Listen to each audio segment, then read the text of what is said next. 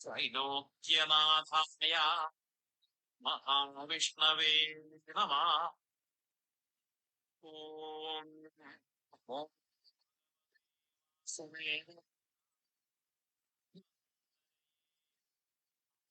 सहस्रं सर्वामय विनाशनाय त्रैलोक्यनाथाय महाविष्णवे नमः। सभी को मेरा नमस्कार। विश्व आयुर्वेद परिषद की ओर से आयोजित इस अनवरत व्याख्यान माला में आप सभी का हार्दिक स्वागत है। और आज के व्याख्यान की शुरुआत करने से पहले मैं आप सभी के सामने आज के व्याख्यान की जो हमारी प्रस्तुतकर्ता है उनका मैं परिचय आप सभी के सामने रखना चाहूंगी। आज का अपना टॉपिक है innovation, instrumentation and automation in panchakarma a futures perspective by doctor Kavita Kumari. और उनका मैं परिचय आप सबके सामने अभी रख रही हूँ। आपने अपनी अंडर ग्रेजुएशन की पढ़ाई आयुर्वेदिक एंड यूनानी टीबिया कॉलेज दिल्ली यूनिवर्सिटी 2016 में आपने पूरी की। इसके बाद आपने MD in panchakarma all India institute of Ayurveda से 2021 में आपने पूरा किया और अभी आप पीएचडी स्कॉलर है आईआईटी दिल्ली, जिसमें instrumentation and innovation in panchakarma के ऊपर अभी आप वर्तमान समय में कर रहे हो। आपका 7 साल के से ज्यादा OPD IPD various cases of the panchakarma के ऊपर आपका बहुत अच्छा अनुभव है। आपने अपने कैरियर में 45 से ज्यादा रिसर्च आर्टिकल नेशनल और इंटरनेशनल पीयर रिव्यूड जर्नल्स में आपने पब्लिश किए हैं। You are also awarded first prize for the paper presentation on management of the Pakshagat through Panchakarma in Arogya Sangoshti in 2019. You have also got the first prize in paper presentation in recent advances in the Panchakarma by UAU September 2025. And आपकी बहुत सारी सहभागिता, बहुत सारे CME lectures, seminar, workshops and Ayurveda के different policy programmes में भी आपकी लीडरशिप और कंट्रीब्यूशन रहता है। और आपको अपनी उसके साथ मैं देख रही थी स्पिरिचुअल राइटिंग की भी हॉबी है, जो एक मैं समझती हूँ कि चिकित्सक के लिए बहुत ज्यादा जरूरी है कि हम जितने स्पिरिचुअल है तो अपने पेशेंट्स को बहुत अच्छी तरीके से लाभान्वित कर सकते हैं।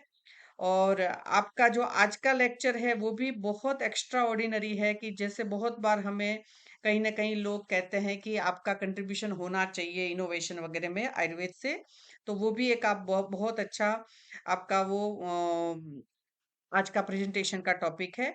और करंटली आपकी जो जॉब है assistant professor in the department of Panchakarma, Ishan Ayurvedic medical college greater Noida UP में वर्तमान समय में आप कार्यरत है। Over to you doctor Kavita. बहुत सारा धन्यवाद यहाँ आने के लिए और आपका स्वागत है and over to you. Thank you so much, respected Hetal ma'am. I'm so very delighted and happy कि आज मुझे ये मौका मिल रहा है इतने सारे लर्नेड आयुर्वेदा फ्रेटर्निटी के सामने अपने आप को और अपने विचारों को शेयर करने का। मैं इसके लिए तहे दिल से हेतल मैम आपका धन्यवाद करती हूँ। और हम सभी नववर्ष 2026 में हम लोग सभी ऑलमोस्ट एंटर कर चुके हैं और न्यू ईयर की ही इसी नई एक ऊर्जा के साथ में आज एक बड़ा ही नया, बहुत ही इनोवेटिव और मुझे लगता है कि अनकन्वेंशनल पाथ जो एक है उसके ऊपर मैं आज अपना जो है विचार अपने आपके समक्ष रखूंगी अपनी बुद्धिमत्ता के अनुसार। और मैं हेतल मैम को के एफर्ट्स और उनके डेडिकेशन के लिए उनको तहे दिल से धन्यवाद करती हूँ। थोड़ा सा शुरू करने से पहले मैं चाहूंगी कि मैं एक छोटा सा अपना इंट्रोडक्शन दे दूं कि जैसे मैम ने बताया कि मैं पीएचडी स्कॉलर हूं आईआईटी दिल्ली से। और जब भी मैं अपनी आयुर्वेदा के ग्रुप में जब ये बताती हूँ तो वो उनको लगता है कि ये कैसा एक कॉम्बिनेशन है कि बीएमएस है, एमडी है और फिर आईआईटी दिल्ली में पीएचडी और उसमें भी ऑटोमेशन में और इंस्ट्रूमेंटेशन में आप काम कर रहे हैं। तो ये तकरीबन ये स्टोरी छोटी सी है, सिर्फ 2 मिनट लगेंगे। ये तकरीबन हम लोग जब मैं एमडी कर रही थी, doctor Santosh Kumar Bhattal, he is currently professor, मेरे गुरु हैं और उन्हीं के अंडर में मैंने एमडी किया। तो हम लोगों ने ये देखा कि जब हमारे पास में इतना अच्छा बल्क जो है थेरेपिस्ट का हुआ करता था सभी कुछ, उसके बावजूद भी हम लोगों को अपने पेशेंट को बोलना पड़ता था कि अभी हम स्लॉट नहीं दे सकते, थोड़ा 1 महीना रुक के, 2 महीना रुक के, जबकि पेशेंट को रिक्वायरमेंट होती थी। तो वहां से मुझे लगा कि हम कहीं ना कहीं हम जो डिपेंडेंट है अपने थेरेपिस्ट पे कंप्लीटली डिपेंडेंट है, और हमारा जो एक इंफ्रास्ट्रक्चर है, ऑल दो गवर्नमेंट का इतना बड़ा इंस्टीट्यूशन है, उसके बावजूद भी हम कहीं ना कहीं केटर नहीं कर पा रहे थे। तो वहां वो एक लैकुना मैंने देखा, और उस लैकुना को पकड़ के मैंने अपना जो है काम करना शुरू किया। और फिर मुझे पता चला कि हमारे हमारे भारत सरकार जो है, आदरणीय हमारे प्रधानमंत्री जो नरेंद्र मोदी जी हैं, तो उन्होंने आईआईटीज में और सभी संस्थानों को मतलब एक एमओयू क्रिएट करके, और बहुत सारे ऐसे स्कीम्स हैं जिसके अंडर में हम सभी अपना किसी भी तरीके का कोई प्रोजेक्ट है या अपना किसी भी तरीके का कोई आइडिया है वो शेयर कर सकते हैं। और अगर उस संस्थान को वो पसंद आता है तो आपको उसके तहत एक फंडिंग भी मिलती है, पैसा भी मिलता है, नॉलेज शेयरिंग, एक कैपेसिटी बिल्डिंग, आपको वो एनवायरनमेंट दिया जाता है। और उसी के तहत मेरी ये कहानी आईआईटी दिल्ली की शुरू हुई। और लेटर इसी प्रेजेंटेशन में हम उसके बारे में बात करेंगे कि मेरी तरह और भी जितने भी मेरे साथी हैं, अगर उनको मन है कि हम और ऐसे अपनी संस्थान और अपने आयुर्वेद को इस तरीके से हम मदद कर सकते हैं अपने किसी आइडिया से, तो उसके ऊपर आज हम बात करेंगे। तो कंटेंट की अगर हम बात करें तो सबसे पहले हम बात करेंगे पंचकर्मा, उसके क्लिनिकल इम्प्लीकेशन और इम्पोर्टेंस के ऊपर। अभी की क्या करंट स्टैटिस्टिक्स है, क्या लैकुना है जिसको हम फेस कर रहे हैं, उसके ऊपर बात करेंगे। और फिर जो सबसे इम्पोर्टेंट है, जिसके ऊपर आज मैंने अपना पूरा जितना भी मैंने अपना आईआईटी दिल्ली का पिछले 4 साल का एक्सपीरियंस है वो मैंने इसमें डाला है, तो उसके ऊपर बात करेंगे कि क्या करंट आइडियाज हैं, क्या क्या कॉन्सेप्ट्स हैं जिसके ऊपर फ्यूचर में हम काम कर सकते हैं। और इनफैक्ट अभी भी बहुत सारे जो है काम हो रहे हैं, और बड़ा इंटरेस्टिंगली मैं आप लोगों को शेयर करूंगी कि करंटली आईआईटी दिल्ली में मेरे बहुत सारे ऐसे सहपाठी हैं, सीनियर्स हैं, दूसरे फैकल्टी के लोग हैं, जो लोग इंटरेस्टिंगली आयुर्वेद के 50% टॉपिक्स जो है उनके आयुर्वेद के कहीं ना कहीं किसी एक प्रिंसिपल पे काम कर रहे हैं। तो है वो आयुर्वेद का काम, लेकिन करने वाले कौन है, वो लोग दूसरे लोग हैं, दूसरी फ्रेटर्निटी के लोग हैं।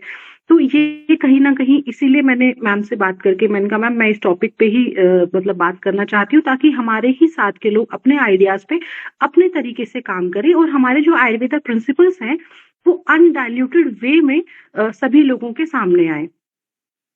तो सबसे पहले जो है आज हम बात करेंगे पंचकर्मा के ऊपर। आप सभी जानते ही हैं पंचकर्मा जो है, मेरे टीचर कहा करते थे कि पंचकर्मा जो है वो है केक ऑफ आयुर्वेदा। मतलब केक है, केक के ऊपर वो चेरी होती है ना, तो it is basically cherry of Ayurveda. Cake के ऊपर जो एक चेरी है, तो उसका एक पंचकर्म, उसमें एक ब्यूटिफिकेशन है, एक ऐसा टॉपिक है जिसमें जो अपने आप एक किसी भी डिजीज को हमें जो है ना केवल सिर्फ डिजीज से लड़ने की, उसको प्रिवेंट करने की भी ताकत जो है पंचकर्मा से हमें मिलती है। तो panchakarma, the vital aspect of Ayurveda, it serves the therapeutic and preventive roles. There are basically 5 procedures in Panchkarma, as we all know, that is Vaman, Virechan, Basti, Nasya and Raktamokshan. These all are aimed at restoring the dosha balance. Panchkarma is widely sought for musculoskeletal disorders, neurological conditions, digestive complaints and skin disorders. It is recognized for its effectiveness in chronic disease management, preventive care and rejuvenation, contributing to its growing national and international popularity. Panchakarma की मुझे लगता है कि clinical implications जो है उसके बारे में अगर हम बात करें तो एक तरीके से सूरज को जो है दिया दिखाने जैसा होगा, लेकिन स्टिल एक बहुत ही शॉर्ट जो है क्लिनिकल इंपॉर्टेंस मैंने पंचकर्मा की स्लाइड में ऐड करी है कि बेसिकली चाहे वो दोषा एलिमिनेशन का के ऊपर बात हो गई, तो it removes the vitiated dosha from the root and breaks the disease pathogenesis. Management of chronic diseases, इसमें कुछ केसेस भी मैंने अपने ऐड किए हुए हैं जिसमें हमने क्रोनिक डिजीजेस को पंचकर्मा के थ्रू किस तरीके से जो है उसको डील किया। तो useful in long standing and recurrent जो है disorder, effective where shaman therapy is somehow it does not work that fruitfully. Improvement of Agni, it eliminates the ama, restores the Jatra Agni and the Dhatva Agni. It enhances the drug efficiency, as we all know कि जिस तरीके से एक जो वस्त्र है जो जब वो मैला होता है और उसको अगर हम जो है कलर चढ़ाने की कोशिश करते हैं तो वो नहीं उतने अच्छे से काम करता। सिमिलरली हमारी बॉडी भी शोधन थेरेपी के बाद जब हम अपनी शमन चिकित्सा करते हैं तो ड्रग की जो एफिकेसी है वो कहीं ना कहीं बहुत ज्यादा इम्प्रूव्ड हो जाती है। It also reduces the dose and duration of drugs. अगर हम शोधन थेरेपी के बाद अगर हम शमन थेरेपी करते हैं तो कहीं ना कहीं देखा गया है कि उसका जो ड्यूरेशन है और उसका जो डोसेज है वो भी रिड्यूस्ड डोसेज में भी हमें बेटर रिजल्ट्स मिलते हैं। It prevents recurrence, specifically psoriasis के केसेस जो बहुत ज्यादा रिलैप्स कर जाते हैं पेशेंट को, तो उसमें अगर हम एक बहुत मेटिकुलस और रिकरेंट अगर हम शोधन कराते हैं तो कहीं ना कहीं वो रिलैप्स होना वो जो है बहुत कम देखा गया है।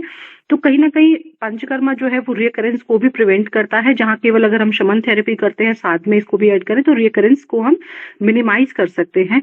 इट हैज प्रिवेंटिव रोल, मतलब सभी थेरेपी में अगर हम देखते हैं तो पंचकर्मा एक ऐसी थेरेपी है जहां पर प्रिवेंटिव एस्पेक्ट बहुत मेजरली काम करता है।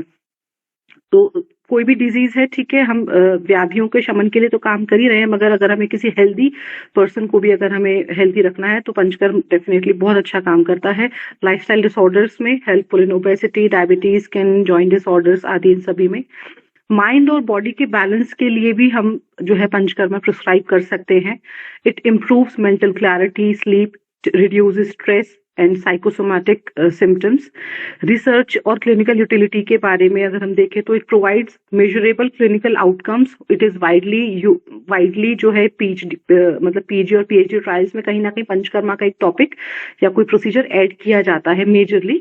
सर्जिकल यूजेस भी इसके हैं, बहुत सारी सर्जरीज हैं जैसे हम आयुर्वेदा में करते तो उसके पहले और उसके पोस्ट में कहीं ना कहीं कुछ ना कुछ मात्रा बस्ती हो गया या वो हम करते हैं मेजरली, तो कहीं ना कहीं इसके सर्जिकल इम्प्लीकेशन भी बहुत ज्यादा हैं।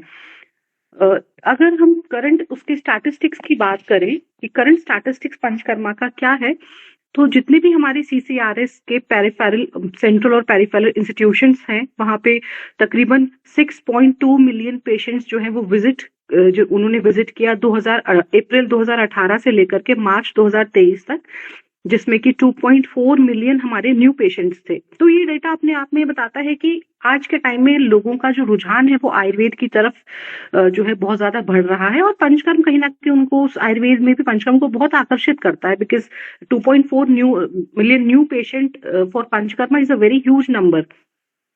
The National Institute of Ayurveda (NIA) claimed to cover more than 92,000 OPD patient in just 100 days. मतलब मात्र 100 दिनों में 90,000 पेशेंट को NIA जयपुर ने केटर किया। ये उन्हीं का डेटा है। All India institute of Ayurveda जो है तकरीबन 4.5 लाख पेशेंट उन्होंने 2024 तक, लास्ट ईयर तक उन्होंने, जब से उनका ओपन हुआ तब से लेकर के 2024 तक उन्होंने देखे। ये स्टैटिस्टिक्स और ये डेटा अपने आप में दर्शाता है कि कहीं ना कहीं भारतीय जो अब जो माइंडसेट है चिकित्सा के प्रति वो बहुत ज्यादा चेंज हो चुका है। ये नंबर जो है कहीं ना कहीं नेविगेट कर रहा है हम लोगों को कि मिनिस्ट्री ऑफ आयुष के जो एफर्ट्स हैं आयुर्वेद के प्रति लोगों के रुझान बढ़ाने के लिए वो बहुत ज्यादा रैपिडली ग्रो कर रहे हैं। डेफिनेटली ये नंबर जो है उस चीज को दर्शाते हैं। लेकिन अगर हम बात करें इसी के अंदर कुछ लैकुना भी है जो मैंने खुद ने फेस किया था अपनी एमडी के दौरान, तो वो कहीं ना कहीं लैकुना है। उस लैकुना के ऊपर हम बात करते हैं कि कहीं ना कहीं पंचकर्म की जो है एक बहुत ही ज्यादा हाई डिमांड है, मगर उसकी जो सप्लाई है वो बहुत लिमिटेड है, क्योंकि पंचकर्मा जो है वो मल्टीपल फेसेटेड काम है। थेरेपिस्ट भी चाहिए, इंफ्रास्ट्रक्चर चाहिए, वमन कराना है तो वमन पीठ चाहिए, विरेचन कराना है तो हमें अलग से एक आईपीडी में रूम चाहिए, बस्ती कराना है तो द्रोणी चाहिए, मतलब बहुत एक स्ट्रॉन्ग इंफ्रास्ट्रक्चर तो कहीं ना कहीं चाहिए हमें। और उसी के साथ साथ में थेरेपिस्ट जो आयुर्वेद और पंचकर्मा की जो सबसे कोर ब्रांच है, मतलब कोर जो उनका मतलब एक हार्ट है बेसिकली पंचकर्म का, तो वो बहुत ज्यादा जरूरी है। तो कहीं ना कहीं एनआईए जयपुर का एक पंचकर्मा का डेटा है कि उनके पास में 48 बेड्स हैं केवल पंचकर्म के लिए, जिसमें कि वेटिंग पीरियड जो है उनके पेशेंट का कहीं ना कहीं 2.5 महीने का एक एवरेज रहता है। 2.5 महीना अपने आप में एक लंबा समय है पंचकर्म के लिए। अगर हम कॉस्ट की बात करें तो कॉस्ट जो है वो एक मेजर बैरियर है। गवर्नमेंट संस्थानों में डेफिनेटली बहुत रीजनेबल रेट से पंचकर्म होता है, लेकिन वहीं अगर हम प्राइवेट में बात करें तो प्राइवेट में एक बेसिक पंचकर्मा थेरेपी अगर हम 7 दिन की लिखते हैं तो 30,000 से लेकर के लाख, सवा लाख तक उसका खर्चा जाता है, और जो अपने आप में एक बहुत कॉस्टली पड़ जाता है। तो कहीं ना कहीं जो हमारी जो नॉर्मल कॉमन पॉपुलेशन है वो उससे थोड़ा सा हिचकिचाते हैं पंचकर्म से, हालांकि उनका रुझान है, लेकिन वो कहीं ना कहीं जो कॉस्ट, जो एक बहुत बड़ा बैरियर है, उससे कहीं ना कहीं प्रॉब्लम आती है। तो जो TCIM का डेटा है, traditional and complementary integrative medicine का डेटा है, वो ये कहता है कि कंज्यूमर कॉस्ट और लिमिटेड अवेलेबिलिटी जो है एक ग्लोबल बैरियर हुआ है आयुष को ज्यादा फैलाने के लिए। तो वो एक अपने आप में बहुत बड़ा ग्लोबल बैरियर है। इंस्टीट्यूशनल सर्विसेज की हम बात करें तो पेरिफेरल संस्थानों ने जो है पंचकर्म की बहुत अच्छी सुविधाएं और बहुत अच्छे नंबर्स हमें दिए हैं, मगर उसके बावजूद भी राजस्थान में तकरीबन 124 सरकारी अस्पताल है, जिसमें से मात्र 52 सेंटर्स में ही पंचकर्मा फैसिलिटीज हैं, रेस्ट जगह पर नहीं है। तो 42% जो है वो इक्विप्ड है, जो अपने आप में थोड़ा डिस्करेजिंग नंबर है। एक स्ट्रॉन्ग और राइजिंग डिमांड पंचकर्म की है, डेफिनेटली है, मगर सिस्टेमिक लिमिटेशंस हैं अफोर्डेबिलिटी और इंफ्रास्ट्रक्चर में। तो इसके ऊपर आज हम बात करेंगे कि इसको आज हम कैसे डील कर सकते हैं। स्कोप ऑफ अपग्रेडेशन, यानी कि हमारे पास एक बहुत बड़ा स्कोप है इसको अपग्रेड करने का। अब अपग्रेड करने के लिए हमें एनहेंस्ड और एविडेंस बेस्ड हेल्थ केयर अगर हमें चाहिए पंचकर्म में, तो हमें 2 काम करने पड़ेंगे। हमें अपने इंफ्रास्ट्रक्चर पे काम करना पड़ेगा और अफोर्डेबिलिटी पे काम करना पड़ेगा। अगर हम अपने इंफ्रास्ट्रक्चर को बिल्ड करेंगे तो कहीं ना कहीं हम ज्यादा लोगों को केटर कर पाएंगे, और वहीं अगर अफोर्डेबिलिटी अगर पंचकर्म की हो जाएगी तो डेफिनेटली लोगों का रुझान जो ऑलरेडी है उसमें और लोगों को एनकरेजमेंट मिलेगी। तो ये 2 चीजों के ऊपर आज हमें बात करनी है, और इन्हीं दो चीजों को जो हमारे लूप होल है, इंफ्रास्ट्रक्चर और अफोर्डेबिलिटी, अगर इसी में ही अगर हम थोड़ा टेक्नोलॉजी और थोड़ा सा इनोवेशन और आइडियाज के ऊपर अगर हम इसको थोड़ा सा मिक्स कर देंगे तो कहीं ना कहीं जो है हम पंचकर्म के लिए हम लोगों को और ज्यादा सर्विस दे पाएंगे। मेरा जो IIT में जो टॉपिक है ऑटोमेशन और इसका, तो वो कहीं ना कहीं इसी चीज के ऊपर है। तो आज के टाइम में हमारी जो डिपेंडेंसी है वो थेरेपिस्ट के ऊपर बहुत ज्यादा है, मैनुअल स्किल पर हम बहुत ज्यादा डिपेंडेंट हैं। अगर हम नॉर्मली पंचकर्म देखते हैं तो उसमें ऑयल वेस्टेज हमारा बहुत ज्यादा होता है बेसिकली। हाइजीन के कंसर्न्स कहीं ना कहीं लोगों को होते हैं, जैसे कोविड आया तो कोविड के समय में जो है कहीं ना कहीं हाइजीन कंसर्न्स रहे, रिस्क ऑफ बर्न्स है, स्लिप्स है, कहीं स्लिपेज ना हो जाए, कहीं पेशेंट फिसल ना जाए या थेरेपिस्ट कोई फिसल ना जाए, इस तरीके की बहुत सारी चीजें हम लोग देखते हैं। रिपीटेड हॉस्पिटल विजिट, मतलब पेशेंट को अगर हम पंचकर्म कराना है तो उसको एक छोटी सी थेरेपी के लिए भी उसको रिपीटेड हॉस्पिटल में आना ही पड़ेगा। मतलब ये ऐसा नहीं हो सकता कि हाँ नहीं आप आइए और आपका थोड़ा सा हम समय लेंगे और उतने में आप जा सकते हो, ऐसा नहीं होता है। पेशेंट को आना है, रुकना है, IPD में रहना है, तो वो कहीं ना कहीं एक डिस्करेजमेंट हो जाता है। मटेरियल रिलेटेड इश्यूज आते हैं, मटेरियल जैसे नॉर्मल हम बहुत ज्यादा उड़द की दाल, आटा ये सब यूज करते हैं, तो वो कहीं ना कहीं थोड़ा कॉस्टली पड़ जाता है, तो पेशेंट वहां से फिर बचने की कोशिश करता है। थेरेपिस्ट की मल्टीटास्किंग बहुत ज्यादा हो जाती है। एक थेरेपिस्ट जो एक जगह कटी बस्ती भी कर रहा है, वही थेरेपिस्ट दूसरी जगह पर उसको मात्रा बस्ती भी देनी है, वही थेरेपिस्ट कहीं ना कहीं वो बस्ती को भी जो है चर्न कर रहा है खरल यंत्र में। तो वो मल्टीपल जो मल्टीटास्किंग हो जाती है, और उसके बावजूद भी हम पेशेंट केटर नहीं कर पा रहे हैं। तो ये जो पूरा जो ये सर्कल है, लूप होल है हमारे को, ये कहीं ना कहीं हमें एनकरेज कर रहा है कि हमें टेक्नोलॉजी को जो है आज के जमाने में हमें उसको साथ में मिलाना पड़ेगा पंचकर्म और आयुर्वेद के साथ में। तो कहीं ना कहीं बहुत स्ट्रॉन्ग डिमांड है इंस्ट्रूमेंटेशन की, ताकि हम एक यूनिफॉर्म टेम्परेचर कंट्रोल जो है हम उससे बेटर बना सकते हैं। एक स्टैंडर्डाइज प्रोसीजर हो जाएगा, उससे इम्प्रूव्ड सेफ्टी और हाइजीन हो जाएगी, और एक यूजर फ्रेंडलीनेस और पोर्टेबिलिटी भी होगी कि अगर हमारे पास कोई इंस्ट्रूमेंट है जो है जिससे हम कटी बस्ती, जानुदी, ग्रीवा बस्ती या जो भी हमारी सर्वांग धारा है, एकांग धारा है, अगर कोई एक ऐसा इंस्ट्रूमेंट हो तो वो मल्टीपल जो चीजें हैं वो थेरेपिस्ट को कहीं ना कहीं रिलैक्स करेगा। तो इस तरीके की चीजों के ऊपर हमें कहीं ना कहीं अब जो है आना पड़ेगा, सो दैट की we can definitely increase this. उसके बाद में अगर हम अप्रोचेस की बात करें तो अप्रोचेस जो है 3 अप्रोचेस मेजरली काम करेंगी। सबसे पहले होगा हमारा हार्डवेयर डेवलपमेंट। हार्डवेयर डेवलपमेंट का मतलब है कि कुछ ना कुछ हमें इंस्ट्रूमेंट को बनाना पड़ेगा, डिजाइन करना पड़ेगा, डेवलप करना पड़ेगा, और उस इंस्ट्रूमेंट को जो है तैयार करना पड़ेगा, मैन्युफैक्चर करना पड़ेगा। तो वो हो गया हार्डवेयर का डेवलपमेंट। सेकंड हो गया हमारा सॉफ्टवेयर डेवलपमेंट।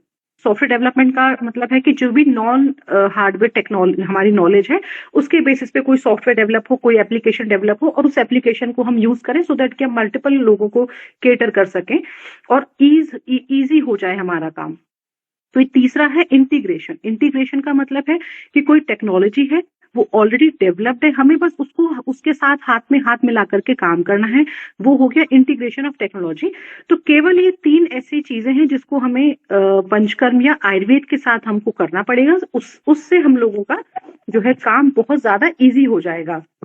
तो अगर हम बात करते हैं कॉन्सेप्ट, इनोवेशन, आइडियाज की, जिसमें जो कि हार्डवेयर डेवलपमेंट के अंडर में है, तो सबसे पहले एक जो बहुत सारे ऐसे भी मतलब लिसनर्स होंगे जो पीजी या पीएचडी कर रहे होंगे या करने का उनका जो है मन होगा या कहीं ना कहीं उनका एम होगा, स्टूडेंट्स होंगे, तो उसमें एक असेसमेंट मीटर के ऊपर अगर आप काम करना चाहो तो डेफिनेटली आप काम कर सकते हो। और असेसमेंट मीटर बेसिकली एक रियोलॉजी करके एक साइंस होता है, रियोलॉजी ये आईआईटी के दौरान मैंने सीखा।